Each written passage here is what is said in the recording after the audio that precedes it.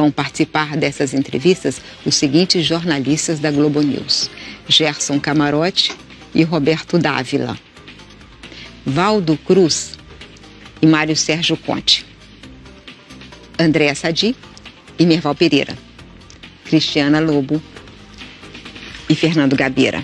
E eu sou a mediadora e faço perguntas. Candidato, boa noite. Obrigado por estar aqui com a gente.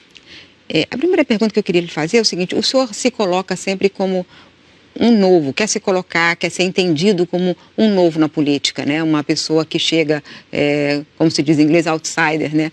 Um novo, de uma nova forma, fazendo uma política de uma nova forma. Mas o senhor está no 7º mandato, está há 27 anos como deputado, já foi vereador, e o senhor passou por 9 partidos, alguns desses com muitas sombras sobre eles, muitas denúncias sobre eles. Como é que você vai convencer o eleitor de que o senhor era novo na política, estando ligado a partidos velhos e estando há tanto tempo na política, ligado à velha política? Primeiramente, por ocasião da leitura do relatório da ação penal 470 mensalão, o senhor Joaquim Barbosa se referiu à minha pessoa como o único deputado da base aliada que não foi comprado pelo PT. Então não é porque eu estou no meio de laranjas podres que eu me contaminei. No tocante ao novo, eu nunca fui ministro, secretário em estados, nunca concorri a qualquer cargo eletivo no Poder Executivo. Então eu sou novo, sim, nessa nova possibilidade de disputar um cargo no Executivo. E teria mais passagens ainda dentro da Câmara, né, para demonstrar que eu sou diferente da velha política que sempre imperou por lá. Como, por exemplo, eu fui citado pelo professor Alberto Youssef, por ocasião também da sua delação premiada, que eu fui um dos 3 deputados que não foi pegar dinheiro na Petrobras. E outros momentos apareceram comigo também. Em 2014, eu fui o único parlamentar entre 1.428 candidatos que não aceitou dinheiro do partido. Isso é diferente de ser uma novidade na política, a né? JBS Friboi. Então, eu sou diferente dentro da Câmara. Talvez seja até um deputado recordistas em processos dentro da Câmara, impetrados pelos mesmos partidos de esquerda, por exatamente não concordarem com o meu posicionamento. Mas Andréa Sadi, eu sou novo realmente nessa área. Mas o senhor é um político profissional, a família do senhor está na política, o senhor tem 3 filhos, um deputado estadual, outro federal, outro vereador, como a Miriam disse, o senhor está quase há 30 anos no Congresso. Família toda junta ali, é quase um clã na política, juntos disputaram quase 20 eleições. Lembrando também que o senhor e os seus familiares também empregaram ali uma ex-mulher no gabinete aqui no Rio de Janeiro, de um dos filhos do senhor e também familiares dela. Queria saber como é que é esse discurso do senhor, se não é um pouco contraditório com essa figura que o senhor tenta vender de um político diferente dos demais. Não tem nada de contradição. Por exemplo, eu tenho uma ex-mulher, tá ok? Vou falar no momento, caso atual. Eu sou casado com a senhora Michele. Sou acusado de ter praticado nepotismo. Ela esteve empregada sim. Só que quando estava empregada na liderança do partido, foi quando eu casei com ela. E ficou 2 meses empregada na liderança do partido. Isso daí não é nepotismo, não foi eu que empreguei. Inclusive, eu procurei a direção da casa. Mas na liderança do PP? Eu procurei a direção da casa e falei se ela poderia continuar, qual era a melhor solução. Falaram como, quando eu casei, ela já era funcionária, ok? E não estava em curso, né? Possibilidade de ser processado, responder o processo, levando-se em conta a questão do nepotismo. Tá? Essa questão de outros parentes, quando geralmente, não sei se você é casado, me desculpe, mas geralmente você conhece, se for casado, conheceu o teu marido onde? No local de trabalho, numa igreja, num restaurante. Eu conheci 2 esposas minhas, casadas pela 2ª vez, dentro da Câmara dos Deputados. Mas por que o clã do senhor é diferente de outros clãs políticos? Essa é a minha pergunta. Não temos nenhuma acusação.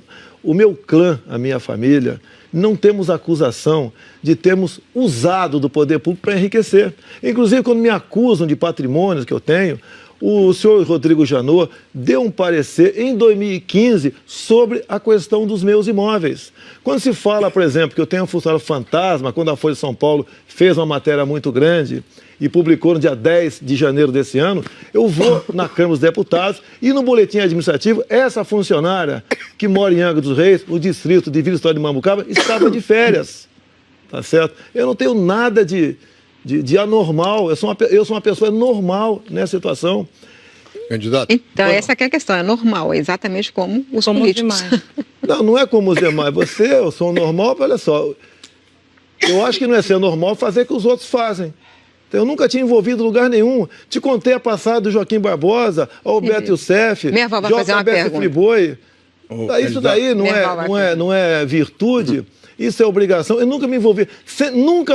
Raramente eu votava com o meu partido. Sempre fui dono do meu voto. Candidato, vamos falar sobre governabilidade. O senhor está há 27 anos no Congresso e apresentou mais de 600 propostas. Conseguiu que somente 3 virassem lei. Quando o senhor foi candidato à presidência da Câmara, o senhor recebeu apenas 4 votos. Como é que o senhor imagina que vai conseguir ter apoio político para governar? Vamos lá. Primeiro, a questão de candidato à Câmara ter 4 votos. Eu vim candidato a presidente da Câmara, numa das vezes, para evitar que Luiz Eduardo Grignal se elegesse presidente. E tanto fui vitorioso que quem se elegeu presidente foi Severino Cavalcante. Eu desossei o senhor Luiz Eduardo Grignal. Eu detesto o PT. Como regra, desde há muito tempo. Eu acho que até desde antes que o PT não era PT, porque eu conheço esse pessoal, alguns, desde 1970. Eu acho que está explicado essa questão. Está explicado. Alguém agora, achar que eu disputei a presidência para ganhar... Me desculpa, meu irmão. Se achar que eu disputei a presidência da Câmara pensando em ganhar votos, não é por aí. Agora... Eu tive meus 10 minutos, não foi 10 minutos de fama, não. Foi 10 minutos para decidir a presidência da Câmara. Dizer que ajudou o Severino Cavalcante a se eleger presidente não é uma... Mas como? Nós tínhamos 2 opções. É a mesma coisa Aécio e Marina e Dilma. Eu fiquei com Aécio. Só tinha 2 opções. Não tínhamos outras opções. Não tinha outra opção. Eu gostaria que tivesse alguém melhor lá. Eu era melhor que os 2 juntos, tenho certeza disso. Mas fiz minha opção. Eu costumo dizer, pior que a corrupção no Brasil é a questão ideológica. E eu evitei que Luiz Eduardo Grignal, o bilionário, dessas questões de mortos desaparecidos políticos e comissões da verdade, chegasse a presidente da Câmara. Pronto. Mas candidato, por que Severino... o senhor diz que o senhor impediu? Ele perdeu por 4 votos? Não, mas olha só, eu só poderia usar a tribuna da Câmara se fosse candidato. Se não fosse candidato, não poderia usar a tribuna da Câmara. Eu entendo, mas por que o senhor diz que o senhor conseguiu derrotar o Grignal? Porque o meu discurso foi mostrando as verdades do senhor Luiz Eduardo Grignal. Só isso. Só porque ele era advogado de preso político? Não. O PT, ele é um petista de carteirinha. E o PT olha só, eu conheço... Isso que o PT chegou agora, eu já sabia, previa que ia acontecer há muito tempo. Gerson Camarote. O senhor acusou o candidato Alckmin de ter se aliado ao que tem de pior na política. O senhor procurou o PR, tentou coligação com o PR, atraiu o tempo do PR de televisão, inclusive com o nome do vice do Magno Malta. O PR, que não é qualquer partido, que foi envolvido no escândalo do Mensalão, que teve o seu principal dirigente condenado e preso pelo Supremo Tribunal Federal. Aí eu volto a lhe perguntar, qual a diferença? Vamos lá? Vamos lá. Eu não fui atrás do PR. Há 2 anos eu procurei o senador Magno Malta, por afinidades e propósitos, e comecei a conversar com ele. O senhor procurou o Valdemar Costa Neto? Não Tive uma vez perdido agora, o Valdemar da Costa Neto. Não, depois tinha decidido já. Eu te conto a história, sem problema. Era o senador Magno Malta, o meu homem. Tá, mas o senhor conversou com o Valdemar da Costa Neto? Não conversei. Eu te explico. Tá, por favor. Explico, sem problema nenhum. Então, me agregava em muito a companhia do senhor Magno Malta. E desde o primeiro momento, ele falou que poderia não aceitar, porque talvez quisesse disputar as eleições em Espírito Santo. E chegou um dado momento que ele falou que não quer criar mais. Daí o Valdemar da Costa Neto conversou com o meu partido, com a presidente do meu partido, e fez imposições para eu aceitar a coligação, e eu indicando qualquer um. Eu não aceitei. Eu não aceito negociação. Ou tu acha que ele foi para o Centrão de graça, tá? E nada mais além disso. Tanto ato contínuo. Outra opção era o general Augusto Heleno, que estava no PRP. Não deu certo. Concentrar no PR, porque o PR já era conhecido. No saco do seu Geraldo Alckmin, por favor. Não tenho, até não tenho poder de persuasão nenhum junto a essas pessoas. E pretendo, se Deus quiser, caso assuma a presidência, eu ter liberdade para indicar o meu ministério.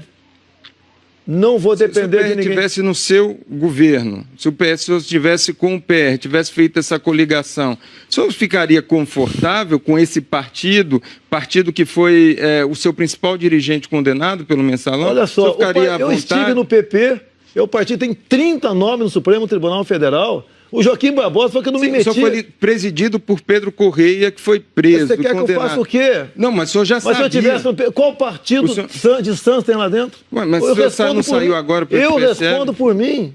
Eu respondo por mim. Não, mas o senhor estava num partido que tinha José Janine como líder. Pô, tem gente mais escabrosa lá ainda. E o senhor acha normal conviver ali na liderança? Olha só, raramente até frequento a liderança. Quando eu chego em liderança, não tem reunião, sempre acabava a liderança, ninguém comentava nada de importante. Mas já tinha sido noticiado. Você já viu confessionário nos partidos? Confessionário? Tu já viu, Gerson Camarote? Você sabe disso. Eu nunca me envolvi nisso, nunca fui citado em escândalo nenhum. Não faltaram oportunidades, só que eu tenho caráter. A única diferença é essa. Agora, qual a diferença? Se eu convivo com todo mundo, e no plenário você conversa com todo mundo, não vai ser a filiação político-partidária que vai te deixar mais preso num lado ou um partido ou outro. Tem deputado que vai fazer besteira em outro partido. É comum. Na Petrobras, não foi só gente de um partido que meteu a mão na Petrobras, foi de vários partidos. Agora, se for pensar dessa maneira, até você que anda no plenário, já vi você andando pelo plenário, sim, eu tô lá você está contaminado também. Não, você está contaminado também. Candidato, eu estou ali cobrindo profissionalmente, inclusive para... Então vamos lá. Quando você vai na padaria, você vai comprar o quê? Pão, né? No açougue, carne. O senhor era comandado pelo Pedro Correia, que já estava no esquema do Mensalão. Eu nunca votei com o meu partido. Como é que fui mandado pro Pedro Correia, meu Deus do céu? Poxa, pelo amor de Deus. Se você vê lá, acabava uma votação importante. Geralmente o líder pega para o assessor, me traga a relação da fidelidade. Você já sabe o que é isso. E de acordo com a fidelidade, eu sempre era infiel, quase sempre infiel. Candidato. Tá? Quase sempre infiel. O partido requeria algo mais do governo, porque as lideranças partidárias geralmente agem como lideranças sindicais. Então, o meu voto, né, eu não me contaminei, que eu nunca me vendi. Deputado. Candidato, o senhor está falando que nunca seguiu orientação partidária.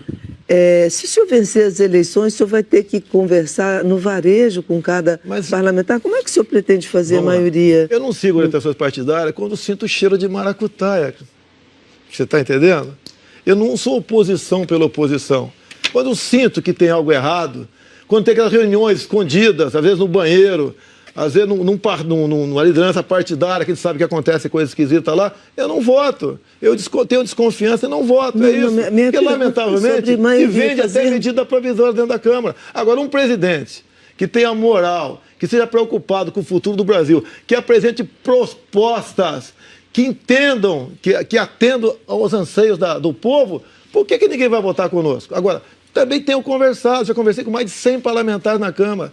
É o deputado Onyx Lorenzoni que trata desse assunto, como se fosse o chefe da Casa Civil nosso. E nós discutimos propostas que quase unanimidade de aprovação. O que a gente precisa fazer para tirar o Brasil do buraco? Porque não vai ser um presidente sozinho, tá, que vai tirar o Brasil do buraco. Em grande parte, precisamos do parlamento.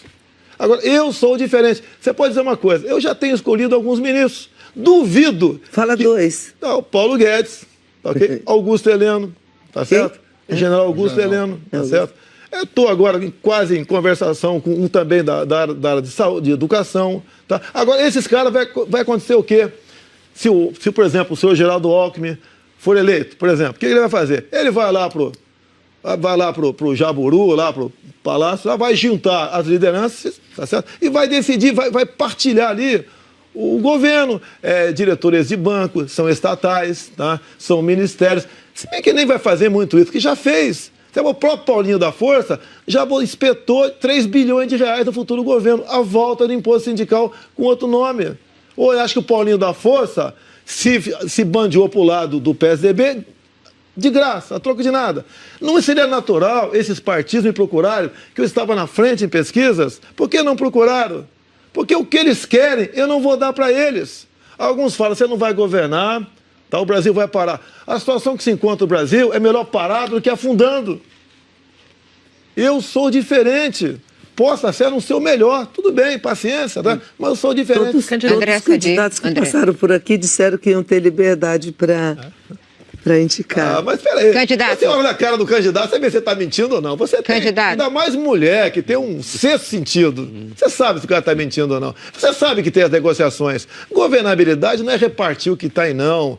Fazer com que o Brasil trabalhe para eles e não para a população. Eu estou cumprindo uma missão de Deus aqui. Eu serei independente. Nós nomearemos os melhores para o Brasil. Até porque, se a gente for no artigo 85 da Constituição, se eu não me engano, fala dos crimes de responsabilidade. Um dos crimes de responsabilidade ali é interferir no trabalho do Legislativo. A partir do momento que um presidente dá ao Ministério, em troca de voto, que está falando, ir no açougue, na padaria, ele está interferindo no trabalho legislativo. Ele está cometendo crime de responsabilidade. Candidato, diante desse isolamento de alianças partidárias em meio à campanha, a gente está vendo aí uma indefinição. Na verdade, alguns vices já foram definidos, o senhor ainda não. Quem vai ser o vice da... O meu vai ser do PSL. Quem vai ser o nome? Ou a senhora Jana Pascal, ou o senhor, o príncipe, conhecido como príncipe, né? É Felipe Orleans de Bragança. O que está faltando para definir um ou outro? Está faltando que eu estou conversando com a Janaína, tá certo? E ela apresenta alguns problemas familiares, que tem 2 filhos, tá ok? E... O senhor tem uma preferência por um? Não. Eu, na situação, não posso ter preferência, tá certo?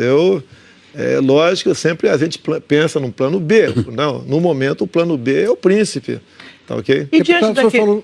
Desculpa, o senhor falou uma missão de Deus. Eu sou cristão. Sim, mas olha só, a situação que eu cheguei, eu sou do baixíssimo clero. Eu não sou ninguém na política, eu não sou nada na política.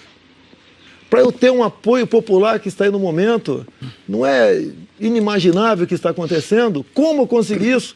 Porque quando eu falo missão de Deus, eu pensei o seguinte, qual vai ser o meu lema, né?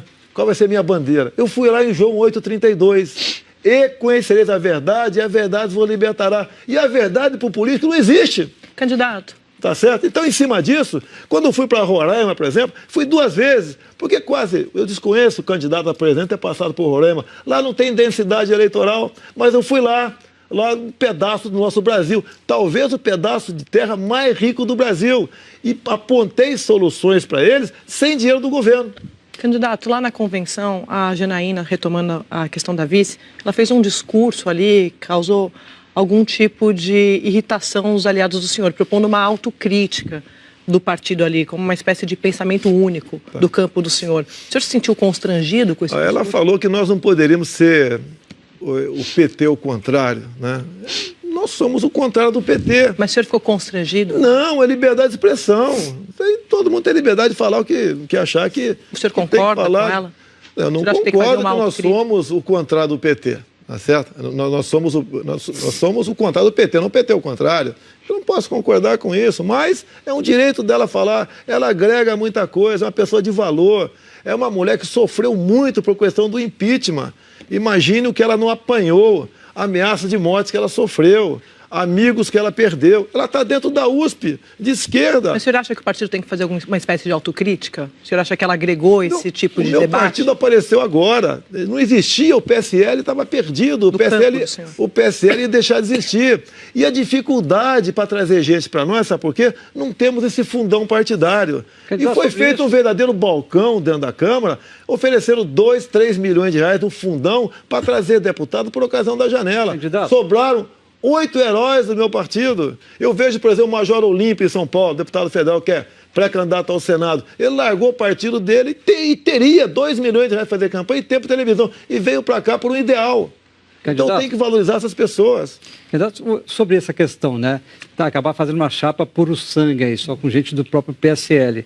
Eu lembro que quando o senhor estava tentando atrair o Magno Malta para a sua composição de sua chapa, chegou a perguntar por que o PR vai trazer o PS. Mas vocês querem que eu fique sem tempo de televisão?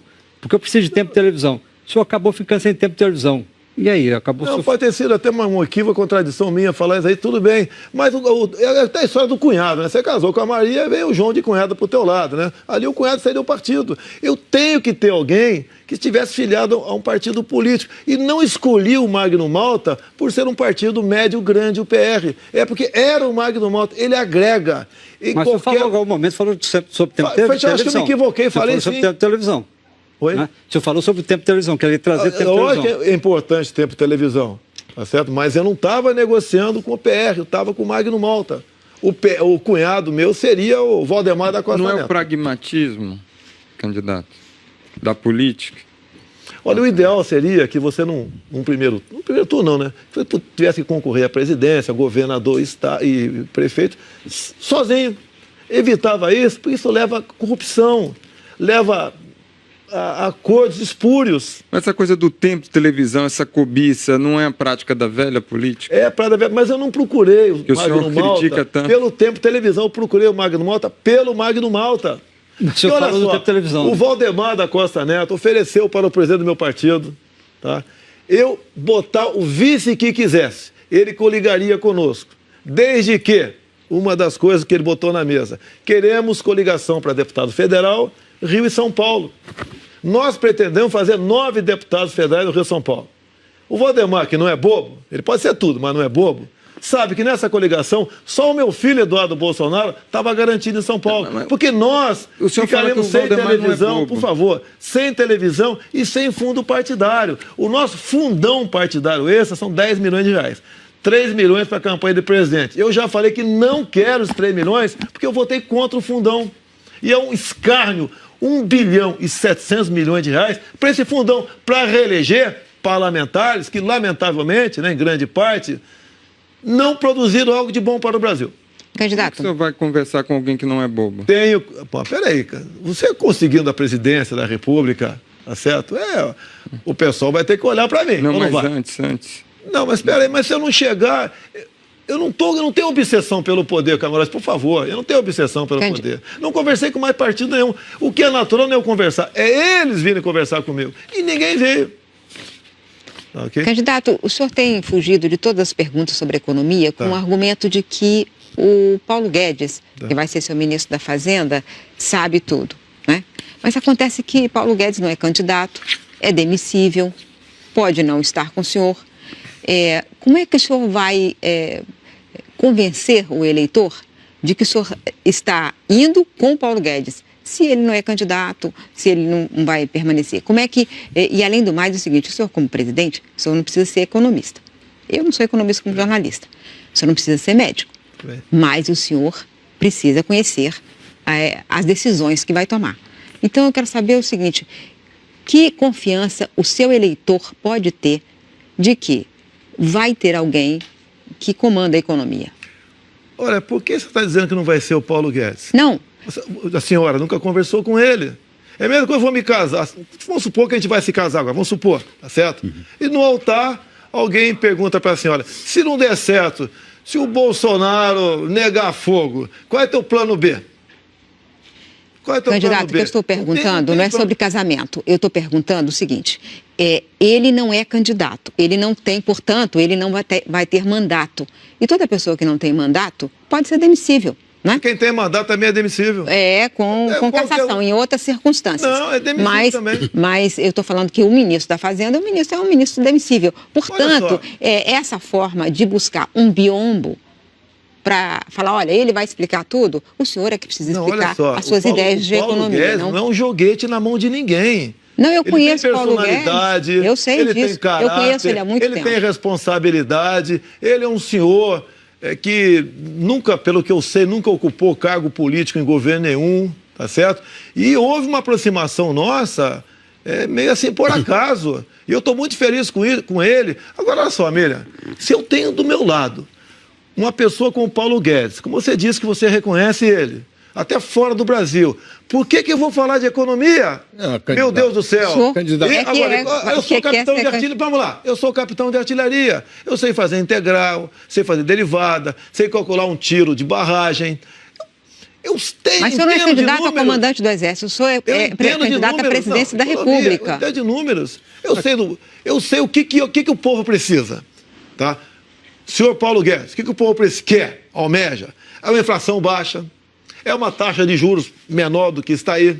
Tá? É um dólar que não atrapalha quem queira exportar, nem quem queira importar. É, se possível, pagar os juros, começar a pagar a nossa dívida sem aumentar imposto.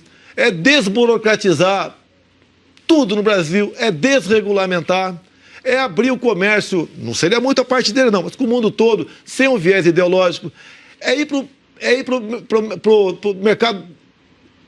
mercado livre, né? O livre mercado aqui no Brasil.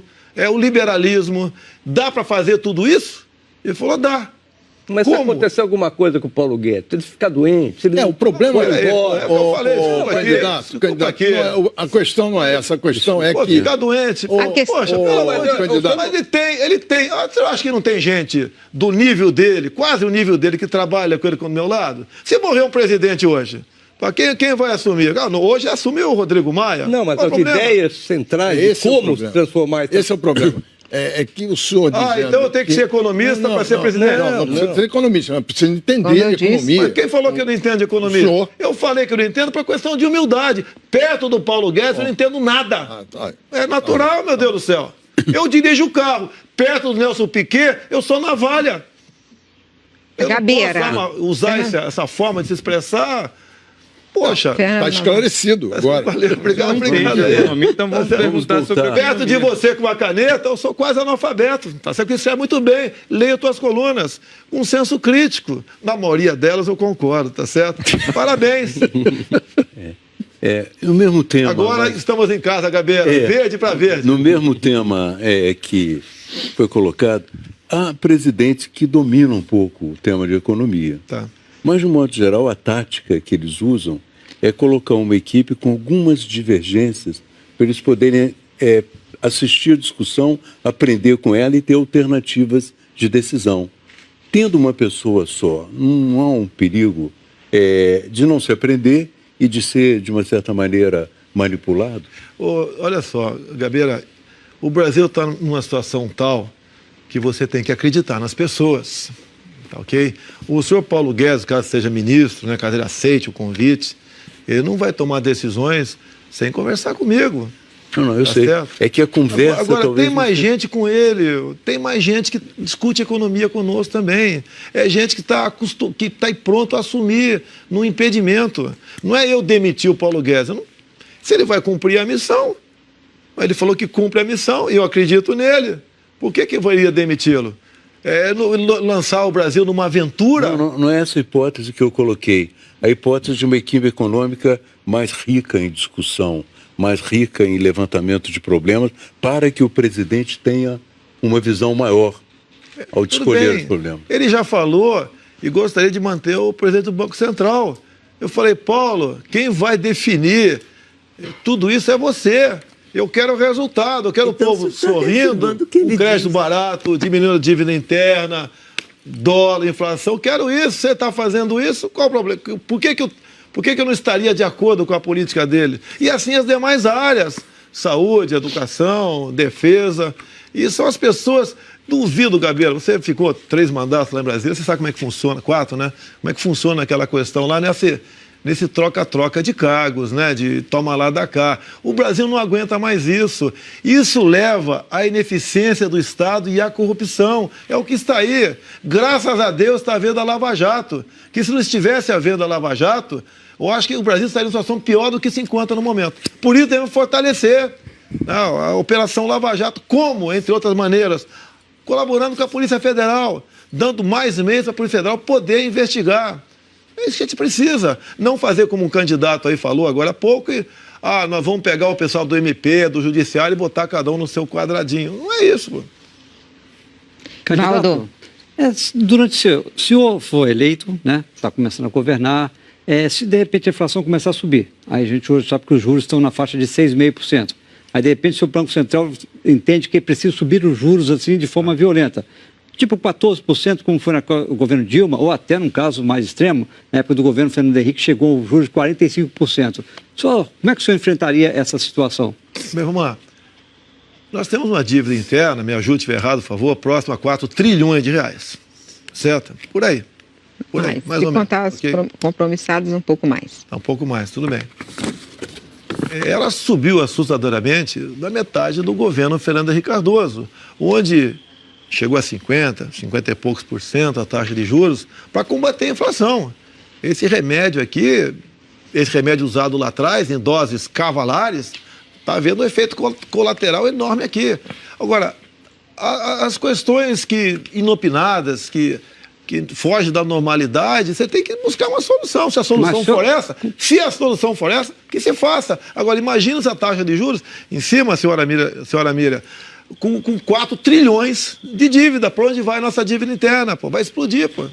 Agora, eu acho que você tomando medidas para fazer a economia rodar, tá certo? Nós começarmos a buscar maneira de agregar valor naquilo que nós produzimos, não ficarmos apenas apegados à questão dos commodities. Eu fui agora em Paraupebas, fiquei lá 30 minutos vendo um trem passar de minério, vai para a China, basicamente isso aí. Será que nós não podemos agregar valor nisso?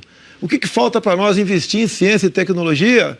Tá? A gente tem que trabalhar nessa área também, para evitar exatamente isso aí. E você, a economia funcionando, você tem que ter uma reserva maior, talvez não seja preciso, né, recorrer a uma situação dessa para conter a inflação. Então, essas questões... No seu governo, o senhor vai seguir a proposta do assessor econômico Paulo Guedes, tornar o Banco Central totalmente independente? O que ele quer é o Banco Central independente politicamente. E eu sou favorável a isso. Tá? E vai ter meta também. O Banco Central vai ter metas. Se não cumprir exatamente as metas, como agora, dentro de um parâmetro, lamento, mas o senhor Paulo Guedes vai acenar com a troca do Banco Central. Não seria totalmente independente? Independente politicamente. O que acontece é o loteamento político. Até o BNDES agora. Tá? Quem está lá? Quem está lá é um homem que até pouco recebia ordens de Renan Calheiros. Esse Brasil não tem como dar certo mesmo. Não, dessa forma, Central hoje não tem indicação política. Não é a indicação política, você sabe para que é indicação política, né? É para facilitar, por exemplo, o BNDES. Nos últimos anos, emprestou dinheiro basicamente para quem é o juro subsidiado? Amigos do rei. Como, por exemplo, a questão da Friboi. Tá? O BNDES tem que atender a população, o povo como um todo. E não dessa forma que, ao colocar alguém por indicação política, essa pessoa atende mais determinado tipo de cliente. Candidato, o Merval quer falar. Pelo que o senhor está falando, vem falando, o senhor confia plenamente no Paulo Guedes e concorda com as ideias dele. Nós temos um vídeo aqui com uma declaração do Paulo Guedes que a gente queria passar, depois eu queria perguntar ao senhor. Candidato, em 2013, o seu assessor econômico, Paulo Guedes, falou sobre a economia brasileira durante o governo militar. O vídeo está no canal do Instituto Millennium, na internet. Nós separamos um trecho e nós vamos ver. No regime militar, aumentou o grau de intervenção do governo, aumentou o número de empresas estatais, foram criadas todas essas parafernálias. Há coisas até que precedem, como lei trabalhista. A lei trabalhista já é mais antiga ainda. Mas durante o regime militar, aumentou o grau de intervenção do governo. Os braços armados da economia intervencionista do governo eram exatamente as grandes empresas estatais. E havia controle de preços, cartéis no sistema bancário, autoprotecionismo na economia, muito subsídio. E o Brasil foi perdendo o rumo e foi sendo capturado por essa armadilha de baixo crescimento. Bom, o senhor concorda com Olha só, a análise do seu futuro ministro está fazendo? Em 73, o Pinochet assumiu o Chile. Não vamos discutir em que circunstâncias, ok? E essa política do Paulo Guedes se fez presente lá, e o Chile hoje em dia nos inveja. Tá? Em parte não, ele tem razão em quase tudo, mas o que acontece? Quando se fala, por exemplo, estatais, eu perguntaria, naquele período, alguém da iniciativa privada conseguiria fazer Itaipu binacional? Olha só, o prezado Merval, tá certo? O Brasil teve 5 presidentes militares. A nossa economia passou da 49ª para a 8ª economia do mundo. muito usado estatais. Agora, você pode, quando nós entregamos, que seria para o Tancredo, acabou não sendo, né? Foi para o Sarney, as estatais continuaram. Os civis poderiam modificar tudo isso aí. Resolveram se apoderar das estatais, tomaram de assalto as estatais, lotearam, aparelharam as estatais. O senhor é a favor ou contra essa visão estatista do regime militar? A gente muda, Merval. Eu tinha uma visão como essa, concordo, tá, com a crítica que você poderia fazer de mim agora. A gente evolui, a gente muda. Eu não quero ser presidente para lançar o Brasil numa aventura, pelo amor de Deus, não é isso que eu quero. Eu quero resolver o problema. Não vou pensar numa reeleição, caso chegue lá, tá certo? Não sou candidato por obsessão. O senhor vai acabar com a reeleição? É isso? A gente pode até, se for para fazer uma reforma política que atenda o Brasil, eu abro mão de uma reeleição minha. No pacote a gente abre mão. Eu entendo que a reeleição lá do Fernando Henrique Cardoso não foi um bom remédio para a democracia.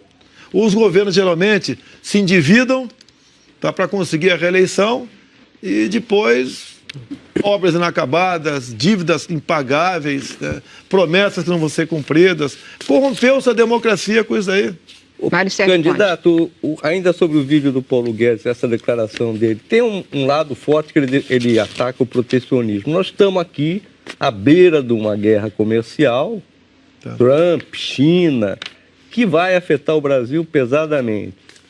E vai afetar os brasileiros. Por exemplo, a China, se deixar de comprar as commodities brasileiras, o agronegócio brasileiro vai para baixo. A China só não simpatiza com o governo, mas se a gente deixar de vender, vai para baixo. O senhor vai privilegiar alguma negociação bilateral, algum tipo de acordo bilateral? O senhor vai ser protecionista também? O que o senhor pensa disso? Olha, quem já escreveu que eu evitaria vender algo para a China... Não, eu não estou afirmando isso. Estou falando que o senhor não gosta do governo da China. Escritas a esse respeito meu por aí. O que eu tenho falado no caso da China, que a China não está comprando no Brasil, está comprando o Brasil. Esse é o grande problema que nós devemos nos preocupar. Tanto é que o Trump pediu que empresas chinesas comprem empresas americanas. Se eu não me engano, a Austrália está no mesmo caminho. Tá certo? Essa é uma grande preocupação. A China tem aí 1 bilhão e 400 milhões de habitantes. Revogaram a lei do filho único, o controle de natalidade há pouco tempo. Tá? A sua população está se transformando em urbana. Mas o agronegócio brasileiro depende em grande parte da venda para a China. Vão ter que comprar, porque o mundo cresce 70 milhões de habitantes por ano. Vão ter que comprar, tá certo? Eles têm essa preocupação. A minha outra preocupação com a China muito grande é que eles já começam a ensaiar comprar terras no Centro-Oeste. Nós estaremos abrindo mão da nossa segurança alimentar. E o homem do campo, o produtor rural, cada vez mais está pressionado por medidas ou por omissões do governo, que a tendência é ele vender essa terra barata. Vamos continuar fazendo negócio com a China? Sim, vamos fazer. Sim, mas de que maneira? Eu gosto muito do bilateralismo. Eu acho que, em parte, aqui o comércio aqui, nosso, no governo do PT especial, privilegiou-se um viés ideológico. Tanto é verdade que, por exemplo, tá, por que a senhora Dilma Rousseff não aceitou as credenciais do embaixador de Israel? É questão pessoal, ideológica dela. Não, mas eu queria focar... Mas vamos partir para o bilateralismo. O Paulo Guedes, ele critica o protecionismo, defende o livre comércio. O senhor disse aí que defende algum tipo de protecionismo. Como é que vai ser isso? Algum tipo você tem que ter, meu Deus do céu. Mas não é o que o Paulo Guedes afirma. Não, se o Paulo Guedes é 100%, né, e eu sou 80%, ele vai chegar no 90%. É como um casamento. A gente vai chegar no acordo. Eu não posso governar o Brasil sozinho. Eu não teria capacidade de resolver todos os problemas do Brasil. Se tivesse, teria 0 ministro. Tá? A gente precisa dele. Precisamos de um bom embaixador. Tá? Um bom chefe do Itamaraty aqui para fazer negócios. Eu tive como cartão de visita, visitando ali há pouco tempo o Japão, Coreia do Sul, Taiwan, tive Israel também, tive os Estados Unidos. Nos Estados Unidos, fui lá na Câmara de Comércio do Brasil e Estados Unidos para falar com o economista, eu me senti nu, porque eu tenho dificuldade, porque ao nível deles, mas o pessoal gostou de mim, a franqueza, a sinceridade. Há poucas semanas eu almocei com 15 embaixadores em Brasília. Mas o senhor privilegiaria as relações comerciais com os Estados Unidos, por exemplo, ou com a Europa, ou com a África, ou com a China? Olha, com quem quiser fazer comércio conosco. Agora, há uma má vontade do Brasil, tá certo? Há uma tendência no Brasil, tá quase uma tradição. Elegemos presidentes que se deixam levar pela corrupção, tá certo? Inimigos dos Estados Unidos. Tá certo? É uma tendência, tem que deixar de existir. Eu não digo privilegiar, mas vou procurar os Estados Unidos, a Europa, para poder incrementar negócios e não ficar preso aqui muitas vezes ao Mercosul. Não, mas é a China, o senhor arrisca a desmontar uma parte do agronegócio brasileiro. Mas olha só, quem falou que não quero que a China... Eu quero que a China compre nossos commodities. Quero. Eu não quero é que a China ou qualquer outro país do mundo compre o Brasil. Como, por exemplo, a China está em vias de conseguir, né, por concessão, a mina de nióbio de Catalão.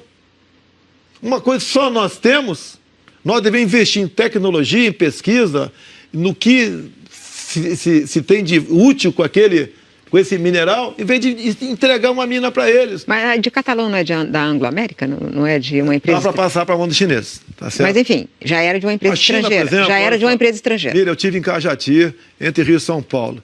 Lá tem montanhas de magnetita, que é o rejeito de uma mineradora que tem em Cajati. A China conseguiu tirar nióbio dali e exportava com a rúbrica de liga de ferro. Uhum. Eu tive em Miracatu, Vado Ribeira também, lá tem montanhas de grafite, tá? E lá tem muitas escavações, que eu conversei com o povo e perguntei quem teve aqui. Pessoal de olho rasgado. E começaram agora a demarcar como terra indígena. Mas tem muito grupo estrangeiro. As maravilhas do nióbio no grafeno. O Globo me procurou, o jornal Globo, a revista Veja, melhor dizendo, vai fazer uma matéria sobre grafeno. Não é comigo, não. Eu conheci o grafeno, fui apresentado. Agora, nós temos coisas, Mira, que ninguém tem no mundo. Quando a gente vai para Israel, por exemplo, poderia citar outros países, a gente vê o que eles não têm nada. Agora, olha o que eles são. Agora você vem para o Brasil, olha o que nós temos tudo. Olha o que nós não somos. Qual o problema nisso? Basicamente está lá onde eu frequento há 28 anos, o nosso Congresso Nacional. Candidato, o economista Paulo Guedes fala aí da questão dos subsídios, de um ponto de vista crítico, que somam hoje no Brasil algo em torno de 350 bilhões de reais. Quais os subsídios o senhor cortaria? Olha, a ideia dele é não ter subsídio. Nenhum. Agora, por outro lado, a ideia dele é essa. Zona Franca de Manaus. Mantém. No meu entender, mantém. E aí fica contra o Paulo Guedes? Não, mas eu não conversei especificamente com esse assunto ainda, tá? Mas eu estou perguntando... Você está falando sobre desonerações, talvez, é isso? Estou falando vários subsídios. No geral, tá ok? Vários subsídios. Então, Zona Franca de Manaus por muito caso, para amigos do rei, pô. Tá ok? Isso. Agora, por que é o subsídio muitas vezes? Porque os impostos estão lá em cima, estão na lua.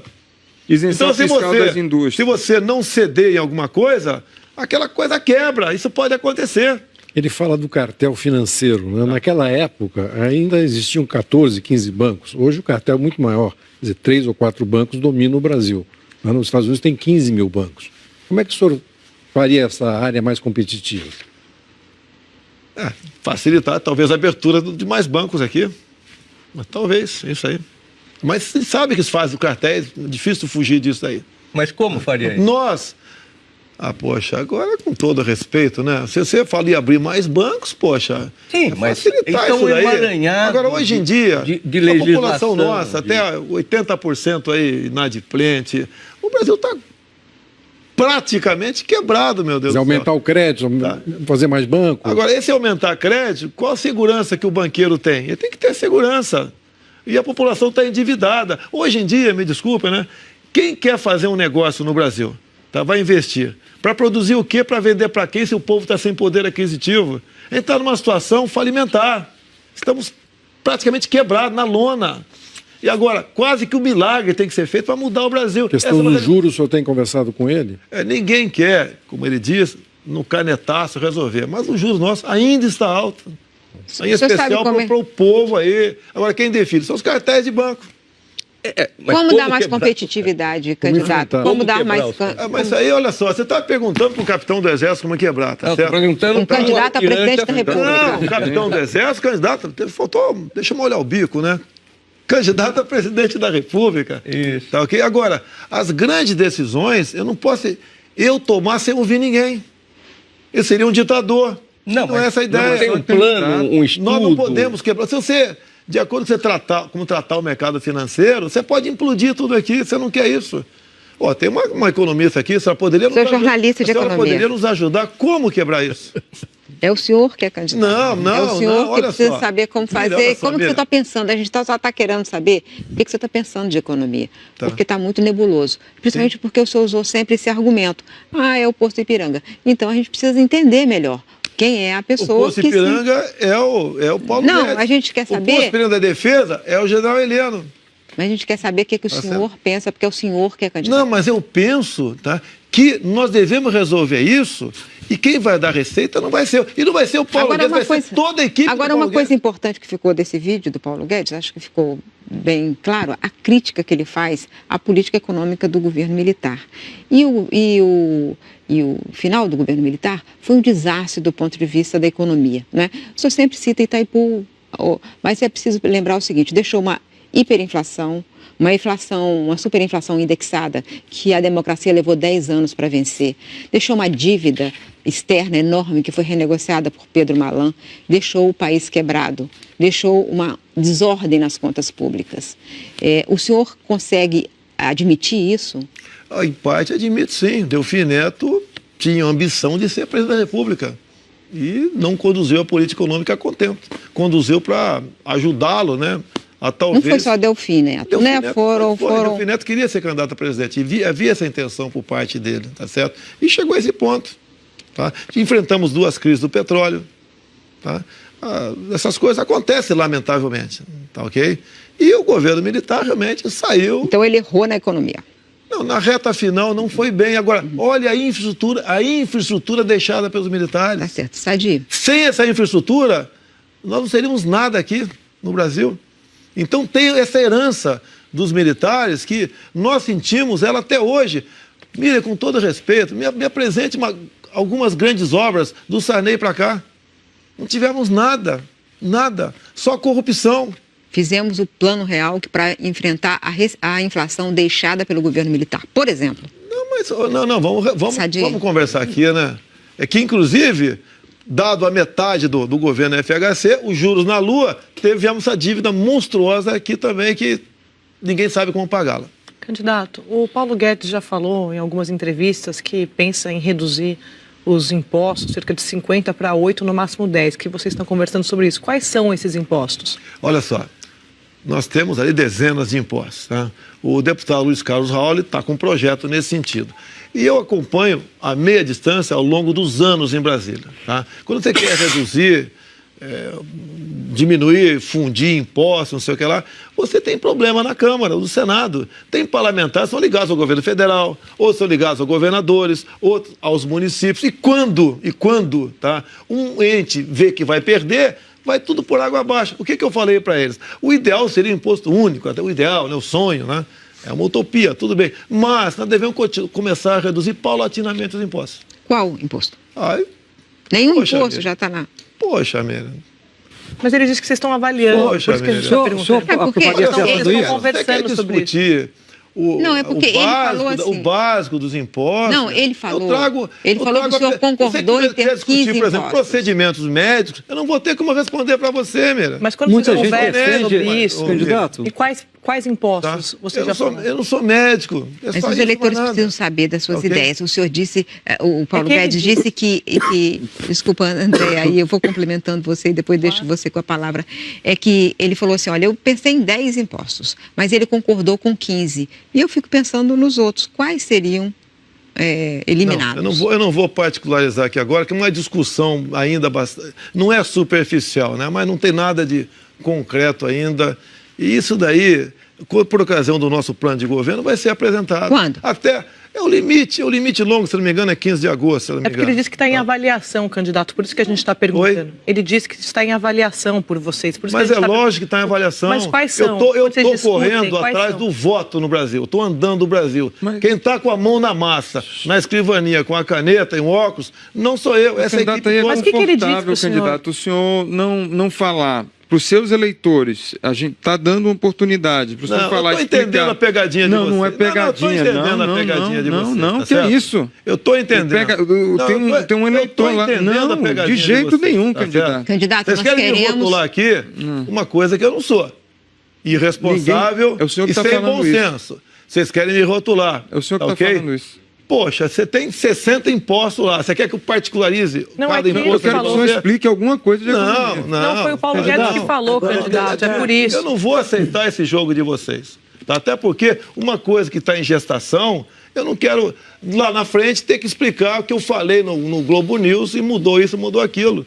Tá certo? A responsabilidade de cada setor da máquina da União está no grupo de certas pessoas que estão elaborando o projeto.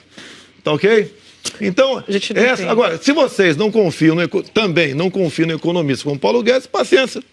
Tá ok? Candidato, por exemplo, em relação ao reajuste do salário mínimo, os economistas têm uma visão até mais fiscalista, mas o presidente da República tem uma visão mais social, até porque ele recebeu os votos. Eu lhe pergunto, ano que vem vence a lei sobre a fórmula de correção do salário mínimo, que é a inflação do ano passado e o PIB de 2 anos anteriores, que, quando o país está crescendo, ele é bastante favorável. O senhor manteria essa fórmula ou deixaria só a correção da inflação? Ou o senhor opinaria junto à sua equipe econômica com a sua visão de quem andou por esse país todo para colher votos? O que o eleitor do senhor, o trabalhador, pode esperar de uma política de salário mínimo do seu governo? O aumento do salário mínimo não pode ser, tá certo, superior ao aumento do salário mínimo de referência dos aposentados. Nós não podemos ir condenando ano após ano os salários dos aposentados, ou melhor, os proventos, a aposentadoria dos deputados dos aposentados diminuindo. A gente não pode admitir isso. Você está dizendo que você vai porque cada vez, olha só, por exemplo, mais ou menos, quem se aposentou com 10 salários mínimos está ganhando meia dúzia. Quem se aposentou com 5 um tempo atrás está com 4. Isso tem que deixar de acontecer. A Cris está perguntando sobre a correção do salário mínimo. O senhor está respondendo que os proventos de aposentadoria precisam ser corrigidos no mesmo valor do salário mínimo. É isso? Sim, essa aí é uma das políticas que eu falei que tem que ser adotada. Então, quer dizer, quem sabe recuperar o valor do salário dos aposentados. Quem sabe isso? Mas o salário mínimo vai ter alguma tabela de reajuste? Vai ter algum critério diferente? Tem um que está em vigor, que pode ser renovado a partir do ano que vem, e pode ter uma nova proposta. Mas não tem nada elaborado ainda? Quando não se tem uma nova proposta pronta, se mantém a que está em vigor. Essa aqui é a ideia, isso não tem que inventar nada. O deputado, o senhor disse que sempre que é muito sincero, né? O senhor se sente preparado para governar o Brasil? Olha só, analise os presidentes anteriores. Dilma Rousseff, analise, tá certo? Foi um desastre. Analise Lula, tá certo? Analise, tá certo? Levando-se em conta, isso é minha formação, a minha experiência, maturidade que vem com o tempo, conhecimento de Brasil, humildade para reconhecer o que não sabe e buscar soluções com quem entende do assunto. É igual aquele cara que vai jogar um futebol, né? Você joga que posição? Joga qualquer posição, não joga nada. Em cima disso, acredito que sim. Valdo Cruz. Candidato, a gente sabe que a gente está enfrentando um problema grave, que é a questão da Previdência. Temos um rombo na Previdência muito elevado, que somando o setor privado com o setor público deve chegar a 300 bilhões de reais. O senhor chegou a se colocar contra a reforma da Previdência num dado momento, e a gente sabe que aquele nosso bônus demográfico, que é aquele período em que o Brasil tem condições, quem está na ativa tem condições de bancar ainda, quem não está na ativa, né? Está acabando, está se fechando. Começa a se fechar em 2020, 2037 pode se fechar.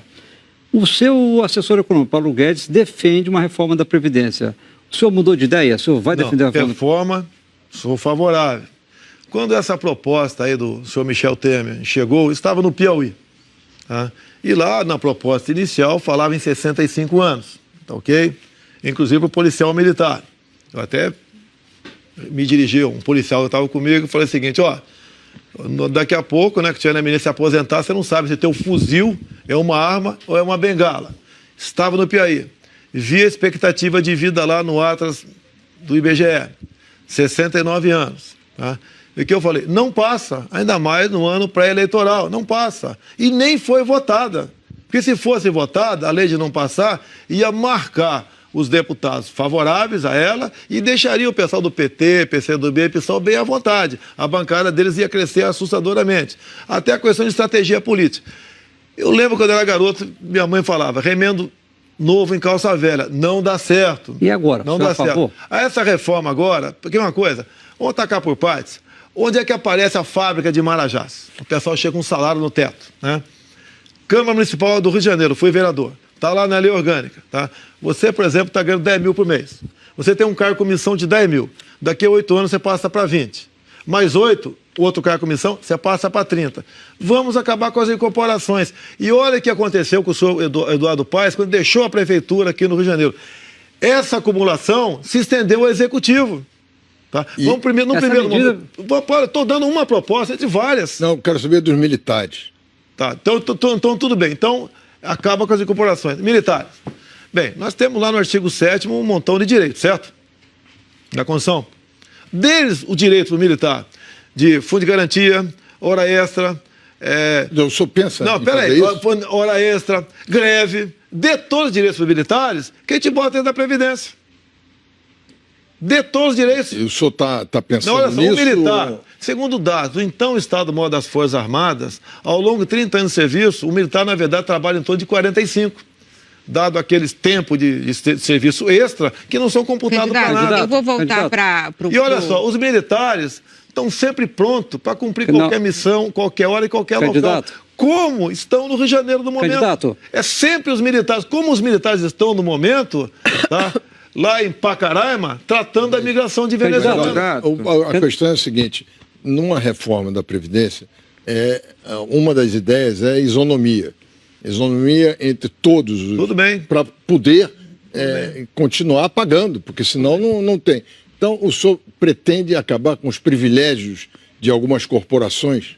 No que depender de mim, sim. E candidato? Passa pelo parlamento brasileiro. Tá ok? É a questão dos militares, por exemplo. Você quer o mesmo salário para todo mundo no final e ao longo da sua carreira, da sua vida laborativa toda, vai continuar como é no momento? Cansei de passar sábado e domingo em operações por aí. Candidato. O Valdo quer acabar de fazer a pergunta da Previdência. Só finalizar a questão da Previdência. O seu economista Paulo Guedes, ele está propondo então um novo modelo de reforma da Previdência. Que é um modelo, sair desse modelo atual de repartição para modelo de capitalização. Como é que funcionaria esse modelo de capitalização no seu governo?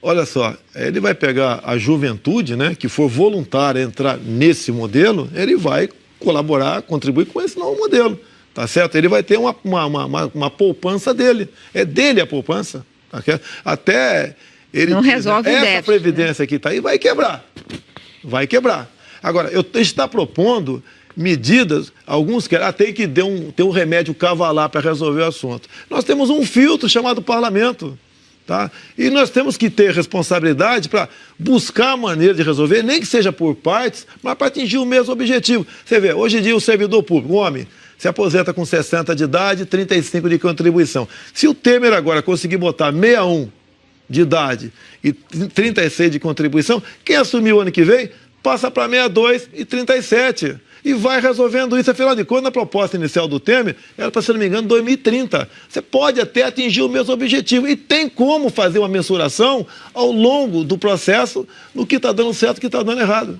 Candidato, esse ano a gente teve uma greve dos caminhoneiros, uma paralisação que afetou o país. O presidente Michel Temer deu como solução um subsídio para o óleo diesel.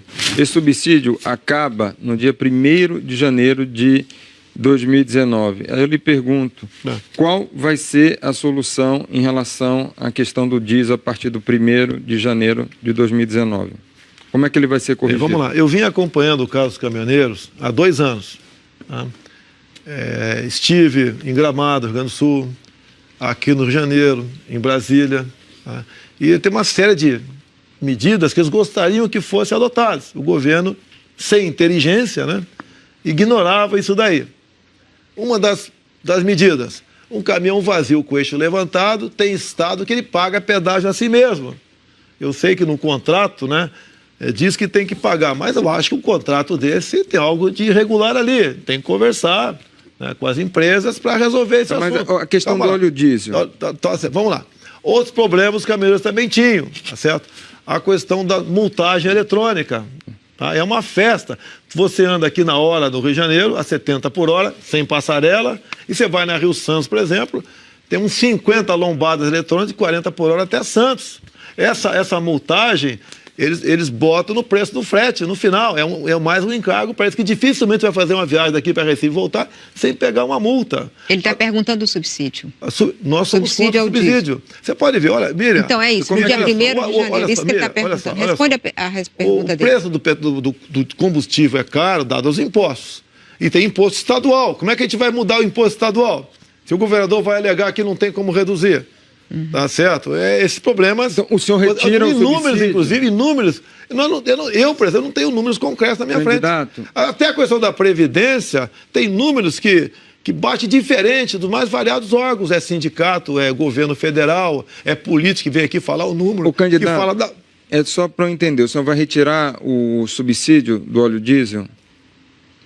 Se for eleito? Olha, o preço do combustível não pode continuar como está aí. Tá? Informações que eu tenho, se são verdades eu não sei. O preço do óleo diesel sai por mais ou menos 90% lá no final da refinaria, 90 centavos. E o governo, eu acabei de ver na Globo News lá embaixo um lucro monstruoso da Petrobras. Peraí, quem é que faz o preço da Petrobras? Ninguém quer dar canetada em lugar nenhum aqui. Mas, pelo que me consta, não sei se é verdade, tá? A Petrobras, que está lá por 90 centavos ali do óleo diesel, bota 150% de majoração no preço do óleo diesel. Aí vai para a ponta da linha esse preço absurdo que está aí. Será que não pode ser menor um pouquinho esse percentual? Você não tem saída. Você pode ver, quando você vai para a gasolina, né? Aqui no Rio de Janeiro, cada litro de gasolina que você bota de ICMS é em torno de R$ 1,60. É o governo do Estado que tem que sentar nessa cadeira também e ser pressionado. As dívidas, o Estado está quebrado aqui, com vários estados estão no limite. Como resolver esse assunto? Vamos quebrar a população, o ser humano, né? O trabalhador, para atender os interesses outros de pagar dívidas, por exemplo, da Petrobras? Então não será preço livre. Não será preço livre. Você não tem uma solução mágica para isso. O que eu quero é que não pode ser... vai ser intervencionismo ou preço livre. Não pode ser. Mas quem vai... Então vamos privatizar a Petrobras. Essa que é a minha pergunta. Se não tiver uma solução, eu sugiro a privatização da Petrobras. Acaba com esse monopólio estatal. E ponto final. Então o recado que eu dou para o pessoal da Petrobras, vamos ajudar a buscar soluções, senão eu ou um outro qualquer vai privatizar, ponto final. Mas o senhor internamente... Internamente não sou favorável. Mas o senhor admite que pode privatizar? Oi? O senhor admite que pode privatizar? Pode, se não tiver solução, tem que privatizar. Mas aí não é um desígnio estratégico, não é um pouco maior que isso? Eu entendo que a Petrobras é estratégica. Por isso... não gostaria de privatizar a Petrobras. Tá? Esse é o sentimento meu. Agora, se não tiver solução, não tiver um acordo, você não vai ter outro caminho. E Banco do Brasil, Caixa, como é que o senhor vê? Quem vai financiar, por exemplo, a produção rural? Se for o Banco do Brasil, produtor rural. Com que taxa daí? Você vai entregar para basicamente um oligopólio, aí meia dúzia de banqueiros vão tomar conta disso? Você vê, o pessoal, o homem do campo... ele é pressionado de tudo quanto é forma. Está no Senado uma proposta para modificar a Lei Candir, para cobrar ICMS dos commodities do campo. Cada governador pode botar ali 2%, 3%, 4%, 5%, 6%. Então o senhor vai manter o Banco do Brasil estatal? Pretendo, eu acho uma estratégia. Banco do Brasil, Caixa Econômica. E a Caixa Econômica? Entendo como estratégia. Correios? Entendo como estratégico. O senhor admite algum ramo de privatização fora a Petrobras, se for necessário? Nós temos... Não sei se essa pergunta o senhor fez para mim. Tem em torno de 147 estatais no Brasil. Correios, por exemplo. Não, o Correio já falou. O Correio não tem, lamentavelmente, não tem jeito o Correio, né? Não é só o Correio. No governo do PT foram criados em torno de 50 estatais. Acredito que quase todas, né? se serviram basicamente para alocar companheiros. Ela tem que deixar, no meu entender, você tem que extinguir. Às vezes nem privatizar, extinguir, que ninguém vai querer comprar. Até a nossa TV oficial está em torno de 1 bilhão por ano. Quem que está lá? Companheiros da imprensa, gastando R$1 bilhão por ano. Você tem que deixar de existir, com traço de audiência. Ninguém assiste. Isso é uma coisa, mas a Petrobras, eu confesso que me impressiona um pouco a maneira como o senhor admite privatizá-la. Assim, olha, se não deu certo, privatiza. Mas se não tiver outro caminho, nós temos que ter um combustível com um preço compatível. O Paulo Guedes fala, olha, tem que ser livre o preço. Olha só, eu converso com o Paulo Guedes. Tá? Se você privatizar a Petrobras e deixar outras empresas entrar no Brasil, vai ter a livre concorrência aqui, com toda certeza. Isso pode acontecer. Tá ok? Ok, nós vamos fazer a Central das Eleições, faz um rápido intervalo, voltamos já para o segundo bloco da entrevista com Jair Bolsonaro, candidato à presidência da República pelo PSL.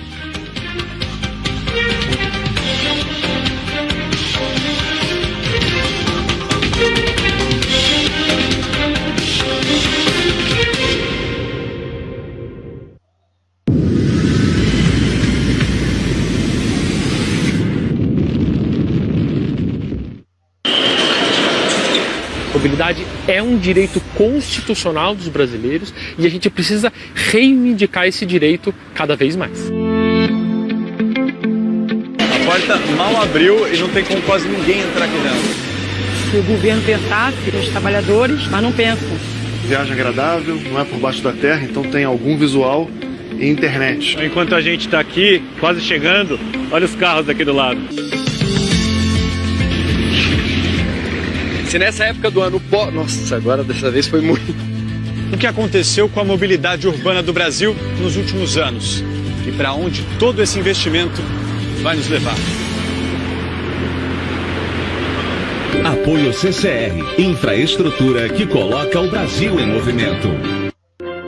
Avião para o Rio Grande do Sul, de lá 30 dias de estrada, quase 5.000 quilômetros. Alô, pessoal da Globo News!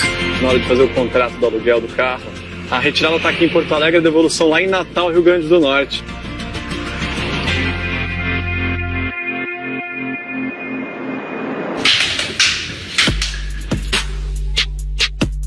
Sempre sonhei em ser caminhoneira, desde criança. Eu só imaginava que um dia eu ia embora daquele mundo lá e que eu ia viver no caminhão, entendeu? Eu via várias estátuas vivas, mas eu nunca vi do escravo que sofreu realmente. A história tem que ser contada, não tem que ser escondida. Vocês encontraram muitas histórias que revolucionaram o pensamento de vocês, vocês também revolucionaram outros pensamentos.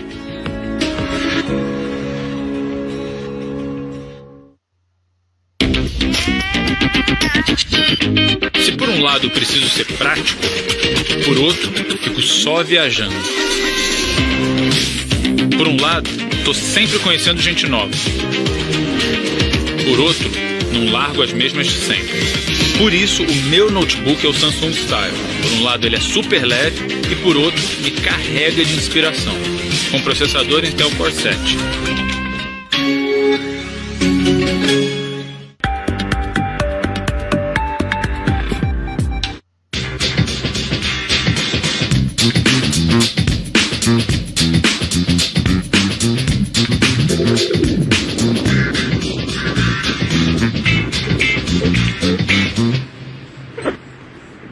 E aí, como é que foi a corrida? Sabe a pesquisa que a gente mostrou agora? Diz que você tem que correr todo dia. Só não adianta, a gente corre um dia, corre o outro.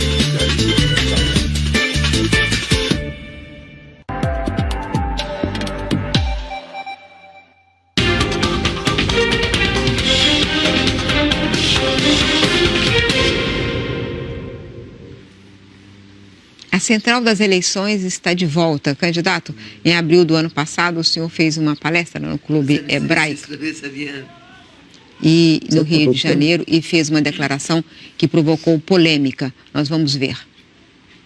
Eu fui com meus 3 filhos. Foram 4, outros foi também, foram 4. Eu tenho um quinto também. O quinto eu dei uma fraquejada, né? Foram 4 homens, a quinta deu uma fraquejada, veio uma mulher. Sadi. Candidato, a gente viu essa declaração agora ali. O senhor acha a mulher uma subcategoria? Olha só, eu fiz uma brincadeira. É comum entre homens... Com essa declaração. Peraí, deixa eu falar. É comum entre nós homens, tá? O elemento é muito namorador, por exemplo, né? Daí vem uma menina, ele fala...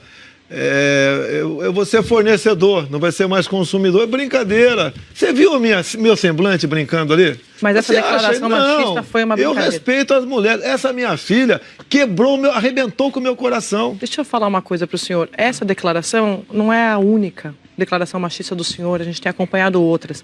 O senhor já falou, por exemplo, que a mulher, aspas, do senhor, deve ganhar salário menor porque engravida. Qual é a fonte disso aí? Posso terminar? Não. Termina. O senhor deixa eu terminar, obrigado. Quando ela voltar da licença maternidade, vai ter mais um mês de férias. Ou seja, trabalhou 5 meses em um ano, fecha aspas. O senhor sabe, o senhor está fazendo campanha, é candidato à presidência da República, que a mulher de fato ganha menos hoje no Brasil do que o homem. O senhor também sabe, eu tenho certeza, que hoje 40% dos lares são chefiados por mulher. Como o senhor espera conquistar o voto feminino com essas declarações? Não procede essa informação. Eu dei uma entrevista... O senhor deu essa entrevista ao jornal Zero Hora em fevereiro de 2015. Cadê o áudio? Cadê o áudio? Gravam tudo. O senhor já explicou essa declaração várias vezes. Vamos lá. Eles me entrevistaram, queriam saber por que a mulher ganha menos do que o homem. E eu tenho pesquisas, consultei, corri atrás, o assunto era acertado. E essa declaração não é da minha boca, botaram na minha conta. Isso pesquisa que diz. Agora... E infelizmente é uma realidade. Candidato, agora, o senhor disse uma isso, bandeira você já explicou minha, essa declaração? Não, se fosse uma bandeira minha, teria discursado no tribunal da Câmara. Um pedaço de papel, como por exemplo, o Lauro Jardim fez uma matéria esses dias. Olha só, espera um pouquinho. É que eu queria focar nessa, não, candidato. Espera aí, não, eu vou te explicar. Eu dei uma palestra e foi ouvido, quem me questionou forçou... É o jornalista, fugiu o nome dele aqui. Ele me entrevistou, Augusto Nunes, me entrevistou numa terça-feira. 2.000 pessoas na frente em São Paulo. Imprensa ali do estado todo. Terça-feira. No domingo, o Lauro Jardim publica, na sua coluna, que a minha solução para resolver o crime na Rocinha era jogar papéis, se bandidos não se entregassem, metralhar a Rocinha toda. Ele não se retratou. E eu estou... Deixa eu falar. Eu estou me explicando sobre isso em vários locais do Brasil. Nada. O próprio Augusto Nunes disse que isso não aconteceu. Esse papel, esse jornalista prestou esse trabalho. Mas o senhor já explicou esta declaração. Mas o senhor acabou de dizer que, infelizmente, é uma triste realidade. Tá. Então, acabou de dizer... podemos desenvolver esse acabou tema. De dizer. Que o senhor acabou de confirmar. Mas olha só. Se esse problema existe há tanto tempo, eu sou acusado pela esquerda, massacrado em cima disso, por que o PT não resolveu o problema? Mas olha só... Não, mas a gente está perguntando para o senhor, candidato. O senhor é candidato à presidência da República. Se um homem ou uma mulher presta concurso para o público ou para as Forças Armadas, vão ganhar o mesmo salário. Na iniciativa privada, quem define o salário é o patrão. Você não tem como impor X para o homem e isso para a mulher. Você não tem, ou melhor, X para o homem e X para a mulher. Quem decide o salário é quem é o patrão. Você vai em empresas cuja uma patroa, uma mulher, existe a distorção. Por que botar na minha conta isso aí? Eu dei uma entrevista, isso nunca fez parte da meu currículo. Porque o senhor disse isso. Não disse, não é verdade. Isso daí eu traduzi. O senhor acabou de dizer, candidato. Pesquisas. O senhor acabou de dizer. Mas eu traduzi pesquisas. Mas é uma realidade, mas então vamos... não é meu pensamento isso. Então diga lá qual é o seu pensamento, o que o senhor quer fazer para resolver esse problema que é triste. Na iniciativa privada, você não pode interferir. Mas o governo pode dar sinais, dar incentivos, dar estímulos. Em função, você pode ver, tem mulheres patroas, tem muito mais homens contratados do que mulher e tem diferença salarial. Como é que você vai mudar isso daí? Não tem como mudar isso daí. Qual? Agora, não quer dizer... Tem como mudar por exemplo, tem muita mulher aqui que é jornalista como você, que talvez ganhe mais do que você. Com certeza. Com toda certeza, pois é. Candidato... E a iniciativa... candidato, não é. E aqui não é um serviço público. Candidato, esse não é um assunto de brincadeira, que é um assunto sério. Tá. O senhor falou que estava brincando sobre ser fornecedor. Isso não é um assunto sério, não é um assunto de brincadeira, é sério para as mulheres. O feminismo é uma coisa séria para as mulheres. Essa desigualdade salarial é grave. O senhor tem alguma proposta para reduzir essas desigualdades? Se você quiser interferir no mercado dessa forma, Você vai quebrar de vez. Então as mulheres têm que continuar ganhando Não é menos. que tem que ganhar menos ou mais, tá certo? Isso vai do entendimento de quem estiver contratando. Mas será eu já justo? te falei que tem mulher que contrata homens e mulheres com salário diferente, a mulher ganhando menos. E daí? Você vai chegar lá e falar, é a mesma coisa, é a mesma função, é a mesma coisa? Poxa, meu Deus do céu. Isso daí, você está procurando algo que você não vai conseguir. É uma coisa que não vai chegar a lugar nenhum. Ainda mais se um presidente não estiver disposto a resolver esse Existem problema. políticas... O PT não resolveu isso? Mas é que o senhor não resolveu isso? Isso você não tem como interferir no mercado. Isso é um absurdo que você está fazendo, está falando. Me desculpa, meu irmão. É um absurdo. Querer botar na minha conta, eu, presidente, vou resolver. Na sua conta, não. Na conta de qualquer presidente que não ache que é uma distorção. Vai ter mulher errada. que ganha mais do que homem que não vai gostar do projeto também. Você tem que deixar o livre mercado, de acordo com a mulher que vai ganhar mais não do que homem. interessa se é homem, se é mulher, opção sexual, cor de pele. De acordo com a produtividade, o patrão vai pagar mais ou menos para ela. Candidato, é que o senhor trata muitas vezes desse assunto em vários aspectos. Há uma declaração atribuída ao senhor de que feminicídio é um mimimi. O Brasil está vendo, nesse momento, hoje mesmo no noticiário, imagens de um marido batendo na mulher, põe no elevador. Esse caso que aconteceu no Paraná, e aí ele acabou, enfim, a moça morreu, está em investigação, ele é o acusado. No Brasil, no último ano, 4.700 casos de assassinatos por feminicídio, sobre o feminicídio. O senhor acha que é mimimi mesmo? Acha que é uma solução dar a arma para a mulher, como o senhor disse, em lugar de o papel sobre... Olha, da lei? Geralmente, quando estou em palestras, eu chamo algumas mulheres voluntárias para cima do tablado e pergunto para elas, vocês preferem a lei do feminicídio no bolso ou a pistola na bolsa? Até hoje foram unânimes. Você pode pensar diferente. Tudo bem, vou te respeitar. Tá ok? Agora, para mim, se a pessoa matar meu pai ou minha mãe, eu vou me sentir triste de qualquer maneira. Eu quero que esse cara cumpra 30 anos de cadeia. Não interessa se matou meu pai ou minha mãe. Qual a diferença matar, com todo respeito, teu pai ou tua mãe? Não há diferença nenhuma. São dois seres humanos que merecem viver. Mas, candidato, hoje 12 mulheres são mortas todos os dias. São 5 mil por ano, se não me engano. Por conta dessa questão de gênero. Tá. Como que armar uma mulher poderia salvar a vida dela, por exemplo, num caso desse que a Cristiana citou? Olha só, é caso específico, né? Eu tenho falado muito isso nas minhas andanças pelo Brasil, a mulher do campo. Você vai fazer uma viagem agora aqui, você não sentiria, não sei, né? Você não sentiria mais seguro se pudesse, desde que tivesse habilitado, ter uma arma no teu carro, que seu carro pode furar um pneu na Rio Santos e você ter que trocar. E daí, se chega alguém para fazer uma maldade contigo, você vai sacar do bolso a lei do feminicídio, vai dar risada de você. Você tem que estar em condições... O senhor é contra a lei do feminicídio? Não, não sou. Para mim não tem que ter lei do feminicídio. Não tem que ter. Um crime de 2015, cometer um crime. Não interessa contra uma mulher. No mínimo, 30 anos na cadeia, sem progressão. Ainda mais um crime estúpido como esse, porque o cara mata só porque ele é homem e achou que a mulher não está correspondendo com ele ou quer ir embora. Não é mais grave? O quê? Não tem uma gravidade maior esse tipo de crime? Não, para mim matou, né, sem motivo, né? Que tem a legítima defesa também. O cara tem que puxar 30 anos de cadeia. O senhor revogaria a lei do feminicídio? Eu falo em feminicídio. Tem a deputada federal Keiko Ota, uns 15 anos atrás, teve o filho sequestrado com 8 anos de idade, um moleque de 8 anos de idade foi executado em cativeiro, descobriu-se quem matou foi um ex-funcionário dela. Esse cara foi condenado, puxou 6 anos de cadeia e foi pro semiaberto. Que é crime mais hediondo do que esse.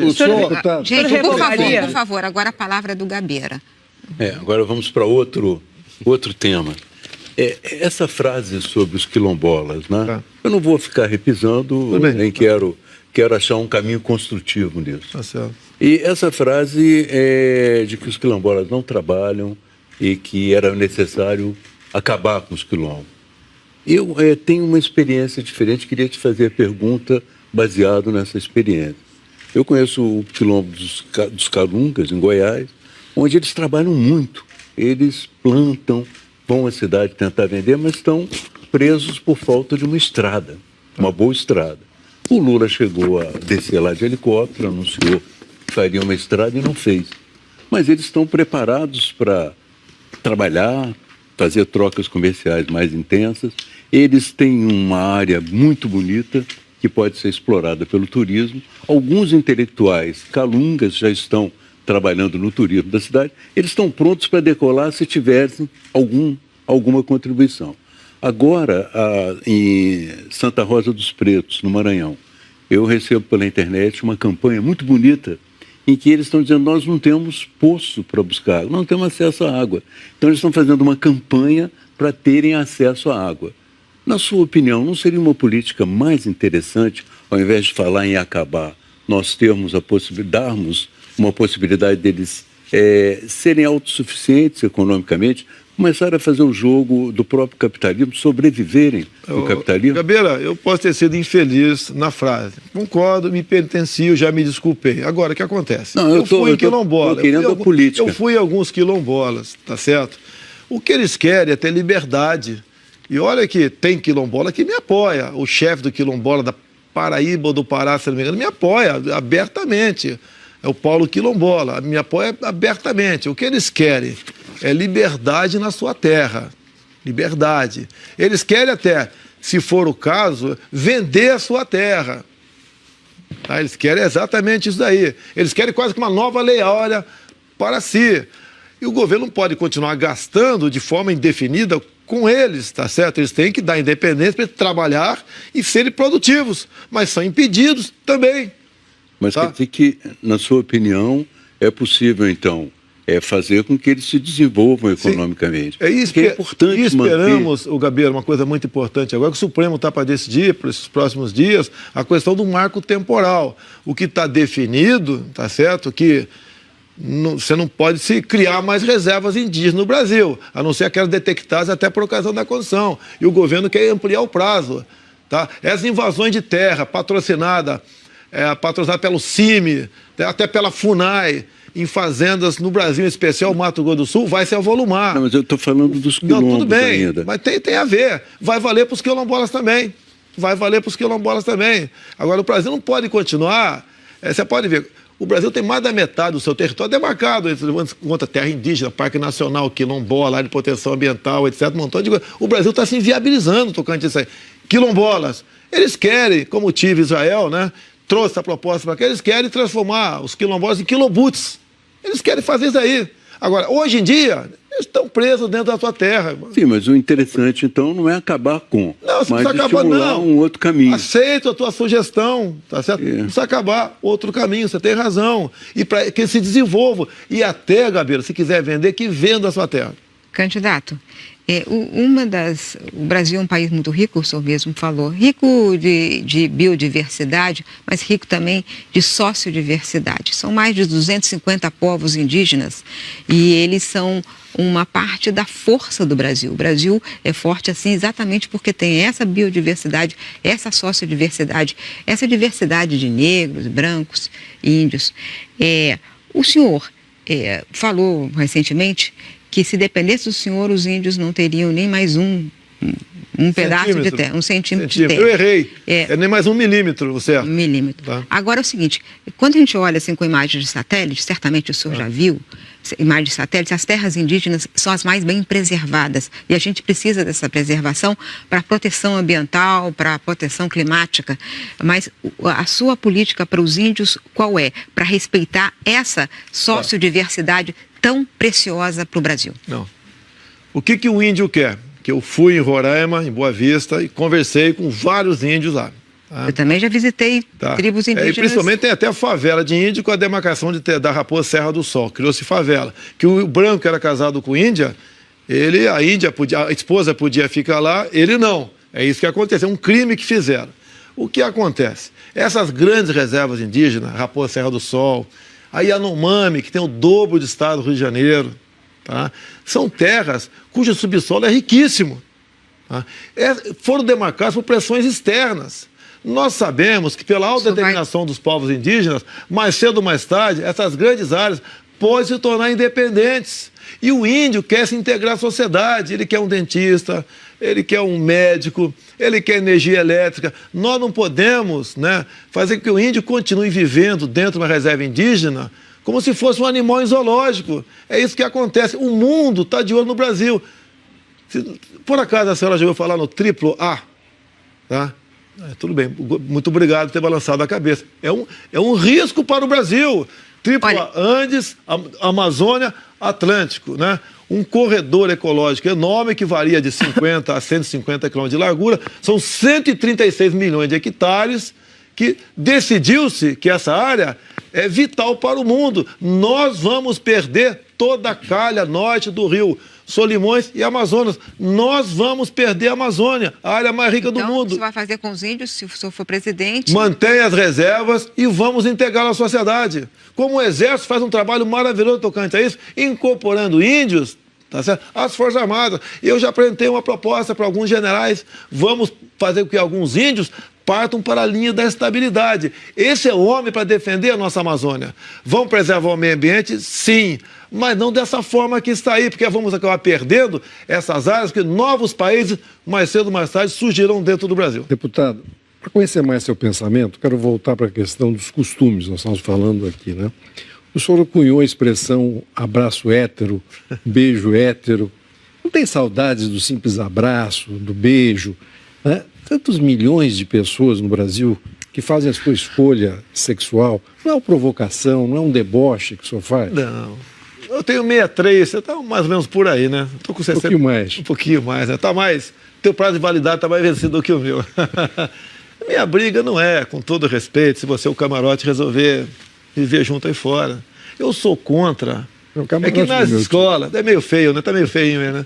Eu sou contra que nas escolas, tá, entre a questão chamada ideologia de gênero. Eu descobri isso em 2010, andando no corredor das comissões. Lá numa comissão estavam lançando aquilo que depois passou a ser conhecido como kit gay. Ou seja, um material, livros, filmes, cartazes. Isso é outra coisa. Não, não é outra coisa, não. Não, não. Eu nunca fui homofóbico. Ah, não é? Não, ué. O que eu estou fazendo aqui? Tá? Eu nunca fui homofóbico. Então o que acontece? Eu não posso admitir que crianças com 6 anos de idade assinam filmes como Encontrando Bianca, Probabilidade, onde meninos se beijam, meninas se acariciam para combater a homofobia. Tá na cara, se criancinha de 6 anos de idade assistir isso, no intervalo o Joãozinho vai querer namorar o Pedrinho. Mas o senhor respeita. E um pai não quer chegar em casa, encontrar o filho brincando de boneca por influência da escola. Evidente, mas o senhor respeita os homossexuais? Nunca tive problema com homossexual nenhum. Não. Mas o senhor respeita? Eu tenho certeza até. Mas desculpa aqui, alguém sabe se eu sou gay aqui? Isso não é uma coisa que o senhor fala tanto em beijo hétero e tal, que às vezes o Freud vem a... Tá vendo? Eu desconfio de você também, pô. Candidato. A sua maneira de gesticular, mas não tem nada a ver com a tua vida. E o que interessa não é se nós saímos daqui e vamos ali dormir com outra pessoa, não interessa o sexo. Cada um leva a tua vida como bem entender. Agora, não posso admitir, eu quero até repetir aqui, um pai não quer chegar em casa, encontrar o filho brincando com boneca por influência da escola. Será que eu estou errado nisso daí? Meu Deus do céu! Será que eu estou errado nisso? O patrimônio de um pai e de uma mãe são seus filhos. E não querem se envolvendo precocemente na sexualidade. É só isso. Agora, como esse pessoal ativista não tinha argumentos para me demover disso, me rotularam de homofóbico. E hoje em dia está quase desfeito esse rótulo. O que tem de gay, páginas de direita gay no Brasil, como Smith House em São Paulo, tá certo? Tem tanto. Candidato. Hoje em dia eu acho, até eu sou capaz de comprovar que entre os gays eu ganho. Eu sei o mais votado. Candidato, o senhor recebeu auxílio moradia da Câmara dos Deputados, mesmo tendo imóvel próprio em Brasília. Numa entrevista ao jornal Folha de São Paulo, essa entrevista questionou o senhor sobre esse assunto e nós vamos ver a sua resposta. Como eu estava solteiro naquela época, esse dinheiro do auxílio moradia eu usava para comer gente. Está satisfeito agora ou não? Você está satisfeito agora? Estou satisfeito com a sua resposta. Não, porque essa resposta que você merece. Camarote. Exato. O senhor acha ético, moral, usar dinheiro público, dinheiro do auxílio moradia para esse objetivo? Se fosse para dar, estaria bom, não teria problema, né? Você não viu o que aconteceu ali? Ela me chamando de corrupto. por estar usando auxílio moradia, por ter apartamento. Ato da mesa. Tá, ok? Quem mora em imóvel funcional não ganha auxílio moradia. Tá? Quem aluga uma casa ou está no hotel, apresenta a nota e é reembolsado. E o terceira situação, ato da mesa. Você recebe descontado 27,5% de imposto de renda. É isso. Ela, um casal de 2 jornalistas, basicamente me acusando de corrupto, eu dei aquela resposta. Alguém acha que eu estava comendo gente com aquele dinheiro? Eu nunca fui disso. Eu poderia ter falado, estava tomando cachaça. Seria candidato, foi o senhor que disse, candidato. Mas eu falei isso, eu estou negando que eu falei. Tá no vídeo. Mas eu estou falando que eu falei. Eu não estou negando que eu falei. O senhor acha razoável essa resposta? Uma resposta ali com sangue quente. Se eu te chamar de corrupta, né, a situação que eu estava vivendo. Inclusive, estavam lá em Mambucaba, onde encontraram, né, uma funcionária fantasma minha. Eu já falei isso aqui, né? Já falou isso aqui. E o Camarote quer fazer mais uma pergunta. São Paulo não mostrou a minha mansão. Não tirou fotografia, mostrou a minha mansão. Que, segundo ilações, vale 10 milhões de reais. Agora, aquela resposta, cabeça quente, eu sou ser humano, igual o pessoal, vocês aqui, e igual quem está assistindo televisão, sou ser humano. Camarote. Candidato, do ponto de vista agora, vamos analisar, o senhor se chama que é novo, que tem práticas novas. Eu não estou falando de ilegalidade. Não estou falando de ilegalidade. Agora, o senhor receber, num período de cálculo aí, cerca de 900 mil reais.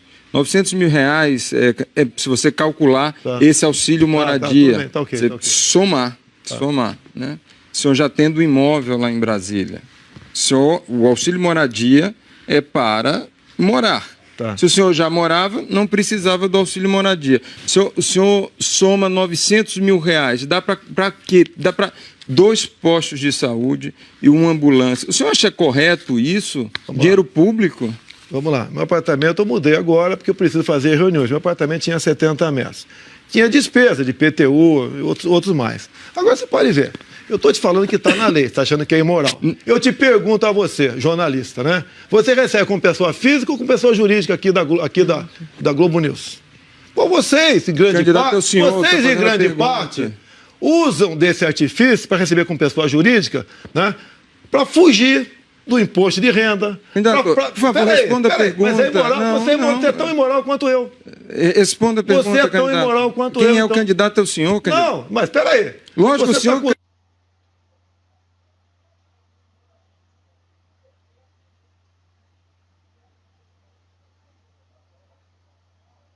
Uma coisa que não, eu não estou acusando, eu estou perguntando. O meu está na lei. Eu estou perguntando. O teu também eu queria que o senhor respondesse. Olha, é tão imoral quanto o teu. Quanto a grande maioria dos jornalistas no Brasil recebe com pessoa jurídica em vez de receber com pessoa. O senhor responde com acusação. Está na lei. Deputado. Está na lei. Eu estou perguntando se você acha correto. Por favor. Você está dizendo que é imoral? Não estou perguntando. Está legal. Deputado. Eu tenho despesa no apartamento. Eu pago o IPTU do meu apartamento, eu montando despesa. Você acha correto? Mas está suprindo os outros que, porventura... Mas você acha correto aqui? Está na lei. Eu vou fazer um intervalo. Despesa. Deputado. Agora, ainda bem, né, que o meu grande erro em Brasília é esse. E não viver vendendo voto dentro do eu vou fazer um intervalo agora. Eu tenho que fazer um intervalo, porque a gente tem os intervalos aqui. Voltamos daqui a pouco com o terceiro bloco da entrevista com Jair Bolsonaro, candidato do PSL.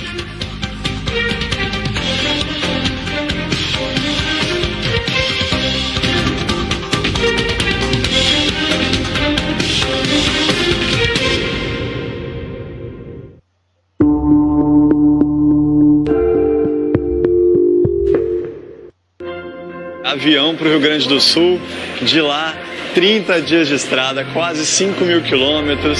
Alô, pessoal da Globo News! Na hora de fazer o contrato do aluguel do carro, a retirada está aqui em Porto Alegre, a devolução lá em Natal, Rio Grande do Norte.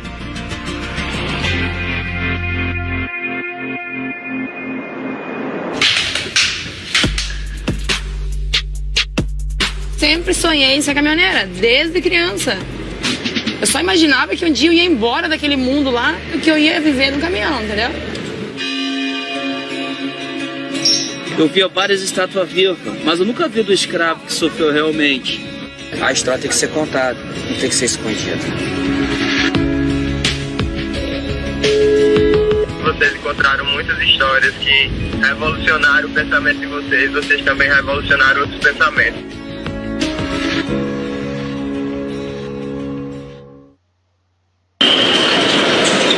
Mobilidade é um direito constitucional dos brasileiros e a gente precisa reivindicar esse direito cada vez mais. A porta mal abriu e não tem como quase ninguém entrar aqui dentro. Se o governo pensasse nos trabalhadores, mas não pensam. Viagem agradável, não é por baixo da terra, então tem algum visual e internet. Enquanto a gente está aqui, quase chegando, olha os carros aqui do lado. Se nessa época do ano... Nossa, agora dessa vez foi muito... O que aconteceu com a mobilidade urbana do Brasil nos últimos anos? E para onde todo esse investimento vai nos levar? Apoio CCR, infraestrutura que coloca o Brasil em movimento. Há 20 anos, é o profissional de educação física que faz a diferença na orientação de exercícios físicos com qualidade e segurança, seja na escola, no esporte ou na vida. Com FEF, a luta é diária. As conquistas são eternas. O que você escuta quando aluga um carro na Movida? Ó, moderno! O que você escuta quando não aluga um carro na Movida? Aluguel de carro com desconto pelo app. Partiu Movida.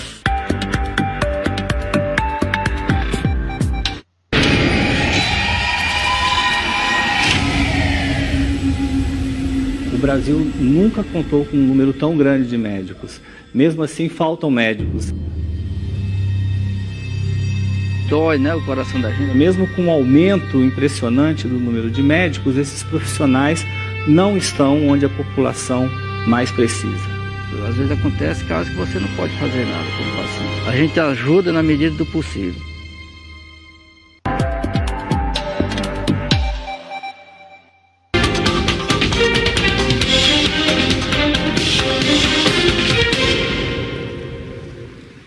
A central das eleições de volta e quem começa fazendo a pergunta é Mário Sérgio Conte.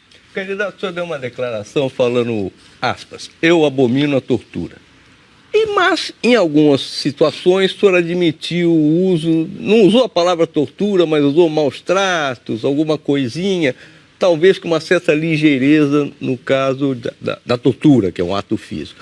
Mas eu não quero falar do passado, eu quero falar do futuro. Se o senhor for eleito presidente, olha, o Brasil é signatário de tratados e acordos internacionais, o último é o Pacto de São José da Costa Rica, que se refere à Carta da OEA e à Carta de Fundação da ONU, que classificam a tortura como condenável, abominável, indigna da conduta humana. Como é que o senhor vai tratar do tema tortura caso seja presidente? Mantendo os tratados, sendo radicalmente contra, punindo, ou com esse tom que o senhor está dando meio ameno de vez em quando? Olha, a palavra tortura cai em mim por ser militar. Não, estou falando outra coisa. É inadmissível a tortura. Eu abri falando isso. Não. Na própria Câmara, né? Eu cheguei em 91, capitão do Exército, não sei se o Gabeira estava lá, tá? Cheguei em 94. Então, Gabeira, tinha um montão de ex-preso político, anistiado, etc., que o pessoal olhava para mim com muito carinho. E ali começou-se a discutir já, muitos falavam em rever a lei da anistia, não começou a Comissão da Verdade, foi mais tarde um pouquinho ainda, a Comissão de Anistia, etc. E ali, tá certo, nesses embates, tá, falavam coisas que não eram verdade, queriam se vitimizar. Algumas eram, outras não. E daí as caneladas minhas aconteceram lá dentro. Entrou a palavra tortura, falei, isso que dá torturar não matar. Mas foi num flagrante de uma briga parlamentar. Respondi processo por isso injustamente, porque eu tenho imunidade para falar o que eu quiser, mesmo que seja a maior besteira do mundo. Mas obrigado pela oportunidade, realmente é inadmissível. E no futuro, o senhor presidente mantém os tratados, vai punir com rigor a tortura? Já está na lei, né? O senhor defende algum tipo de violência em interrogatórios? O senhor defende algum tipo de violência em interrogatórios? No passado eu falei algo parecido com isso, né? A questão de... Era comum sequestro no Rio de Janeiro. Tá? Lembro desse sequestro no Rio de Janeiro. Você deu um exemplo hipotético, discutindo. Você pega, tem um garoto sequestrado que depende de um medicamento que vai morrer, e você pega o cara no orelhão, telefonando, e o cara não quer falar onde está o cativeiro. Tá? O que você tem que fazer com esse cara? Vai falar ou não vai? Vai usar o uso excessivo da força ou não? Porque a família está sendo torturada. Aquela criança pode morrer. Qual tratamento tem que dispensar? É uma questão difícil. E naquele momento eu falei que ele tinha que abrir a boca, não interessa como. Deputado, contra todas as evidências, né? Inclusive os historiadores mais importantes, é claro que houve ditadura no Brasil, o senhor nega, né? Como é que nós podemos imaginar que o senhor presidente da República não vai fazer atos, aspas, ditatoriais, já que o senhor não considera que houve ditadura no Brasil? Olha, quem sempre quis o controle social da mídia foi o PT, não fui eu. Porque você pode ver, uma das marcas da ditadura é ter uma imprensa única.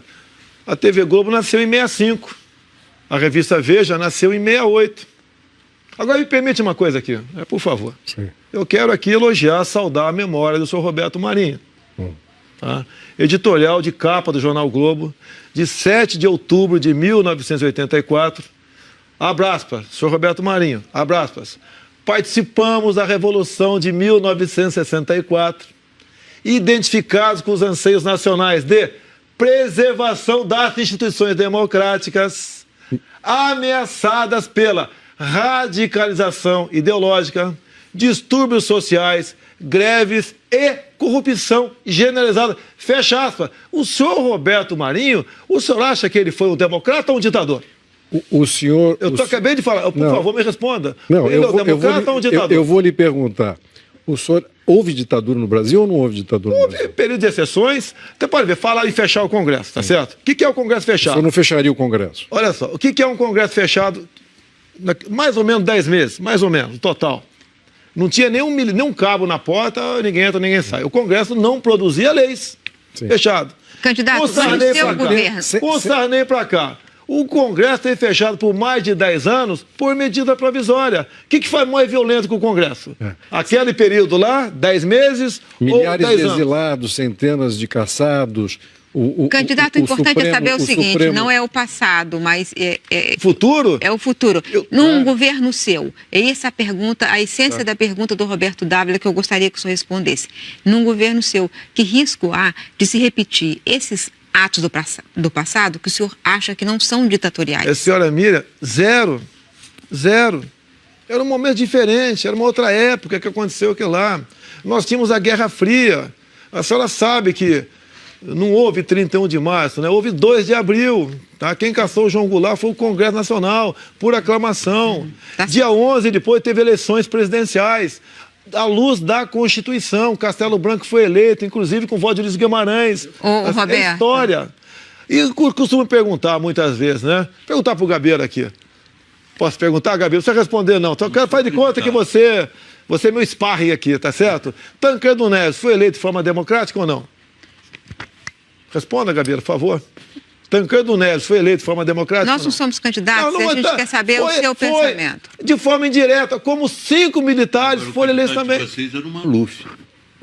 A de vocês, que eu tinha 10 anos de idade, 15 anos, não sei. Candidato da oposição. Eu não botei no Maluf, não. Não, o candidato da oposição que triunfou até agora era o Maluf. Era o candidato do governo militar. Candidato, eu queria fazer uma não foi eleito, né? Mas que ditadura era essa? Não teve força para ele. Você fala em ditadura, em eleição em ditadura, não há um contrassenso toda vez que você me perguntar, você vai receber uma resposta difícil para você. Tá certo. Melhor não me perguntar. Candidato, essa é a sua opinião?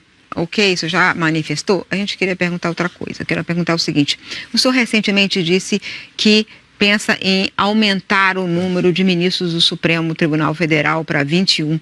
E isso aí foi pensado por governos autoritários. Por exemplo, Hugo Chávez. O senhor não se sente constrangido de repetir uma ideia que foi implantada por Hugo Chávez? Vamos lá. Se fizermos uma pesquisa aí sobre credibilidade do Congresso e do Supremo, esses números são muito próximos. Tá? Lamentavelmente, o nosso Supremo está deixando a desejar. E quando eu falei isso, né, inclusive tem uma nota agora do Noblar, vamos partir do princípio que é verdadeira, jornalista também erra, certo? Partir que é verdadeira. Diz na nota lá que uma fonte, um ministro, né, antigo do Supremo Tribunal Federal, disse que, caso o Bolsonaro ganhe eleições, ele renunciaria ou pedir aposentadoria antes para que essa vaga dele fosse preenchida pelo atual governo e não pelo meu governo no ano que vem. Isso daí não é uma coisa constrangedora também? Não é uma forma de manipular a normalidade do preenchimento de vagas junto ao Supremo Tribunal Federal? Mas, senhora Mira, só fique tranquila, tá? Que praticamente nós desistimos da ideia já, ok? Desistiram dessa ideia de... Até porque não é uma imposição minha. Dependeria de uma proposta de emenda à Constituição. Claro. E depois, os nomes serão acolhidos pelo Senado Federal. Não é uma batalha fácil. Agora o que eu quero... Viva a democracia, né? Por favor, eu quero que o Supremo Tribunal Federal não legisle como está para legislar a questão do aborto agora. Se vai ser legalizado ou não, quem tem que decidir são os deputados e senadores. Não decidem, o Supremo Tribunal Federal. Eu queria passar a palavra para o Gabeira. Mas se não decide, é uma obstrução, é uma não votação, é um recado que você está dando. Agora, eu sou contra o plebiscito no tocante a isso. A gente não é obrigado a legislar, a gente não é obrigado a votar. Muita gente, entre a opção, não vota nada lá. Agora, essa questão do aborto, se for decidido um dia, que seja o parlamento, que lá é o local de decidir essas questões. O Gabeira tem uma pergunta. Para questões realmente importantes da educação. Uma das suas propostas é de fazer com que a disciplina e a visão do colégio militar seja comum a todos os colégios do Brasil. Nós sabemos que os colégios militares são bons, né? Têm uma boa qualidade. Mas, hoje em dia, a educação na Finlândia, por exemplo, a preocupação maior é preparar as pessoas para aprender a aprender, para serem criativos, para estarem preparados para o mercado de trabalho. E quando a disciplina é muito rígida, ela é muito boa para preparar o militar, mas não é boa para preparar o estudante completamente para esse momento novo no mercado.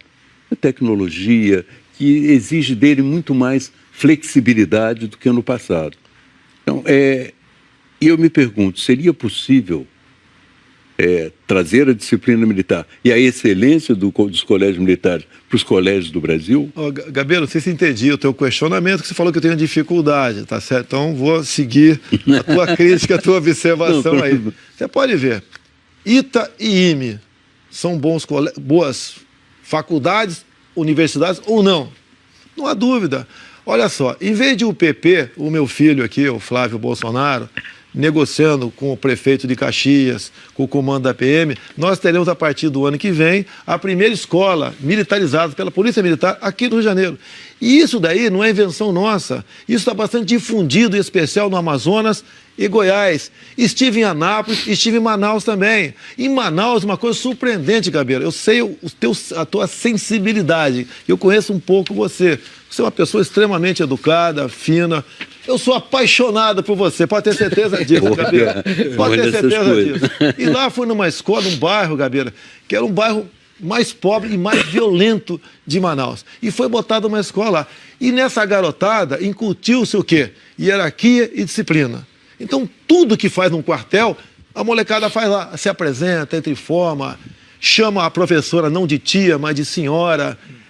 Não tem celular em sala de aula, não tem briga, mas não tem mais nada. E o percentual de aprovados em concursos é muito além do normal que acontece em todo. Então, nós estamos tirando o pobre da situação de miséria, com instrução e não com programas assistenciais. E eu acho, opinião minha, né, se alguém estiver errado, por favor, o que acontece é o seguinte: em cada uma comunidade pobre que nós temos aqui, temos Alemão, temos aqui Mangueira, temos tantas, tem a própria Rocinha, tá certo? Se ali embaixo pintar um colégio dessa forma, militarizado, eu acho que vai ajudar em muito, e muito mais que a própria UPP, que, no meu entender, exauriu-se e não deu certo mais aqui. Intervalo, agora vai ter um intervalo.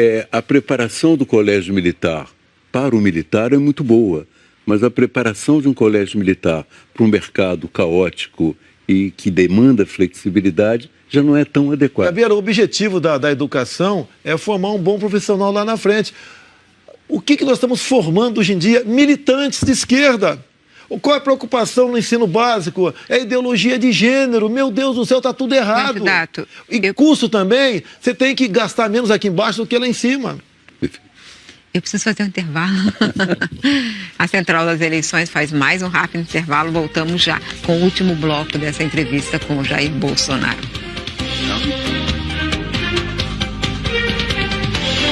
Como eu estava solteiro naquela época,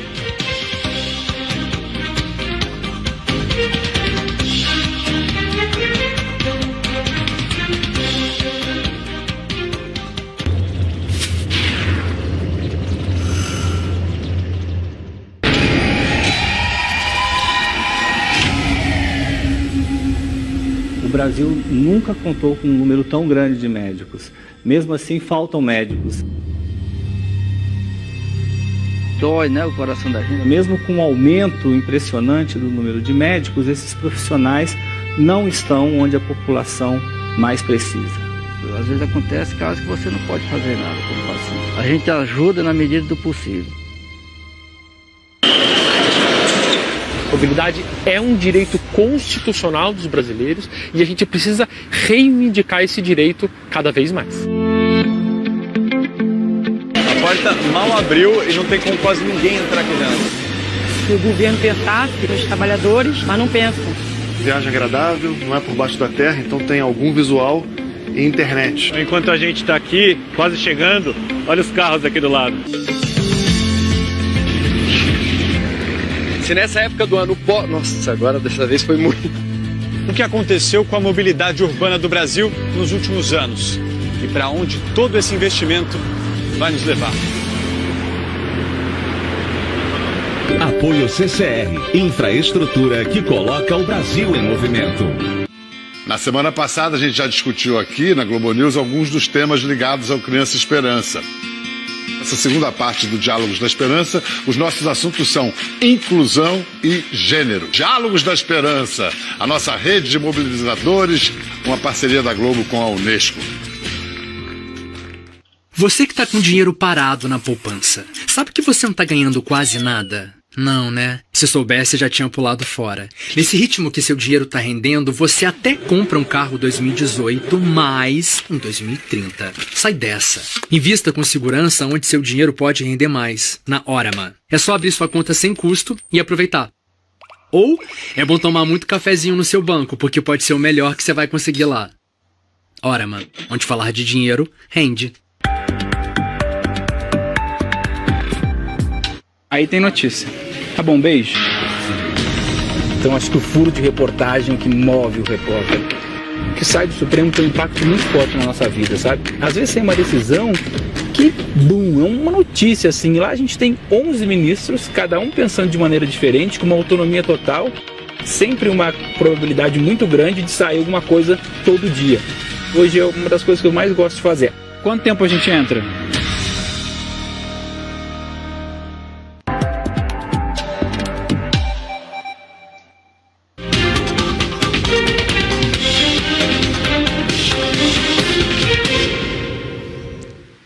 A Central das Eleições está de volta e hoje entrevista Jair Bolsonaro, candidato do PSL. Nesse último bloco, a gente vai fazer um ping-pong de perguntas e respostas curtas. Candidato, Acordo de Paris, ficar ou sair? No momento, eu sairia. Merval? O que preocupa mais o senhor, o crime organizado ou as milícias? Não tem muita diferença, mas obviamente o crime organizado. Gabeira. O senhor acredita na relação do Trump com a Rússia? Acha que a Rússia influenciou a eleição do Trump? Eu não acredito nessa hipótese. É uma pressão apenas em cima do Trump, logicamente por parte dos perdedores. Não acredito nisso. Cotas raciais, sim ou não? Não. O meu sogro é o Paulo Negão e minha filha não é justo que ela seja cotista. Cris. No seu governo, o senhor manteria um programa social de inclusão social como o Bolsa Família? Ampliaria? Qual o seu projeto para essa população? Mantém o Bolsa Família com responsabilidade, né? Buscando afastar fraudes, tá certo? Agora tem muita gente que precisa disso, seria um ato de desumanidade você acabar com o Bolsa Família. Roberto Dávila. Veja como às vezes o preconceito, né, destrói uma relação, né? O senhor ficou 2 horas e meia numa cadeira vermelha. Se sentiu bem? As cores do Exército são vermelho e azul. O vermelho não é do PT. Até o PT nasceu em 1980. Estou me sentindo muito bem aqui. Conte. O senhor se considera fascista? Não, muito pelo contrário. Eu acho que nem aqueles que me chamam de fascista, nas ruas de vez em quando, nem sabem o que é isso. Qual a sua referência como líder internacional hoje, na atualidade, e por quê? Eu gosto do Trump. Tá? E isso pode perder voto? Paciência, não vou perder a minha originalidade e a minha sinceridade. Por quê? Ele está fazendo a América grande, criou empregos à vontade lá. Inclusive, informação de agora há pouco, um assentador lá de azulejo está ganhando $120 por hora. Gostaria de fazer isso que o Trump está fazendo lá, acabar com o desemprego, dar emprego para todo mundo. E o senhor seguiria a mesma posição de Donald Trump e transferiria a embaixada brasileira da sede de Tel Aviv para Jerusalém? Sim. Candidato. Mesmo com nossos amigos árabes. Candidato. Olha, aqui é um país onde todos se dão muito bem. Todos aqui, tá certo? Mas lá é diferente. Não temos problema, lá é diferente. Mas eu sou apaixonado pelo Estado de Israel e me dou muito bem com os outros, né? Árabes, sírios, sem problema nenhum. O Ministério da Saúde, quem o senhor colocaria se o senhor fosse eleito? No meu entender, tem de preferência um médico e gestor. O senhor tem alguém já? O nome já existe, mas ele pede sigilo por enquanto. Candidato, o senhor diz que a segurança pública será melhor se todos puderem portar uma arma. E há estudos internacionais mostrando que, ao contrário, a liberação das armas aumenta os homicídios. O senhor continua achando que deixar todo mundo se armar é uma solução? Primeiro, se a arma ocorresse uma explosão de mortes, os Estados Unidos seria o país mais violento do mundo.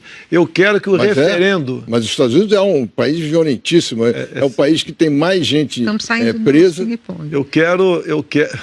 Eu queria que a violência que existe nos Estados Unidos viesse para cá. Agora, eu quero fazer valer o referendo 2005. Não sou eu que tem que ser respeitado a vontade daquelas pessoas que decidiram por ter o direito à posse de arma de fogo. O que é posse? Com alguns requisitos, você comprar uma arma e ter na tua casa. O senhor, a gente vê na internet, vai para os aeroportos, centenas, milhares de pessoas, a maioria homens, né, lhe agarrando, botando nas costas, né?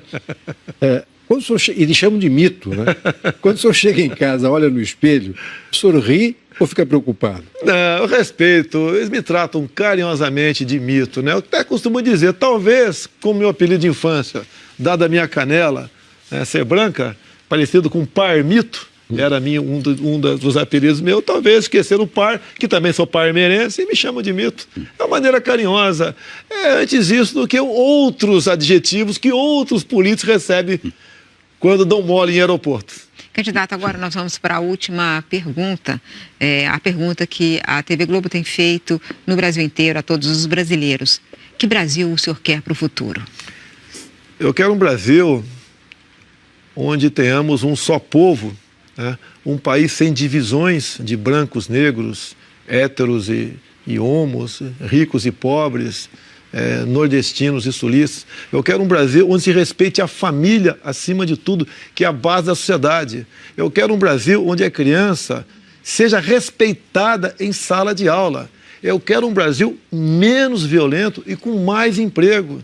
Eu quero um Brasil negociando com o mundo todo sem o viés ideológico. Eu quero um Brasil que invista em pesquisa, em desenvolvimento, para explorarmos nossa biodiversidade e agregue valor em nossos outros recursos minerais que nós temos aqui. Eu quero um Brasil sorridente, que se abra para o turismo, dado a condições de segurança e infraestrutura. Nós temos tudo, mas tudo para sermos uma grande nação. O que precisamos para chegar lá? Precisamos, sim, de um homem ou de uma mulher que seja honesto, seja patriota e tenha Deus no coração. Esse é o Brasil que eu quero para todos nós. E se essa for a vontade de Deus, eu tenho certeza que cumprirei essa missão ao lado do povo brasileiro.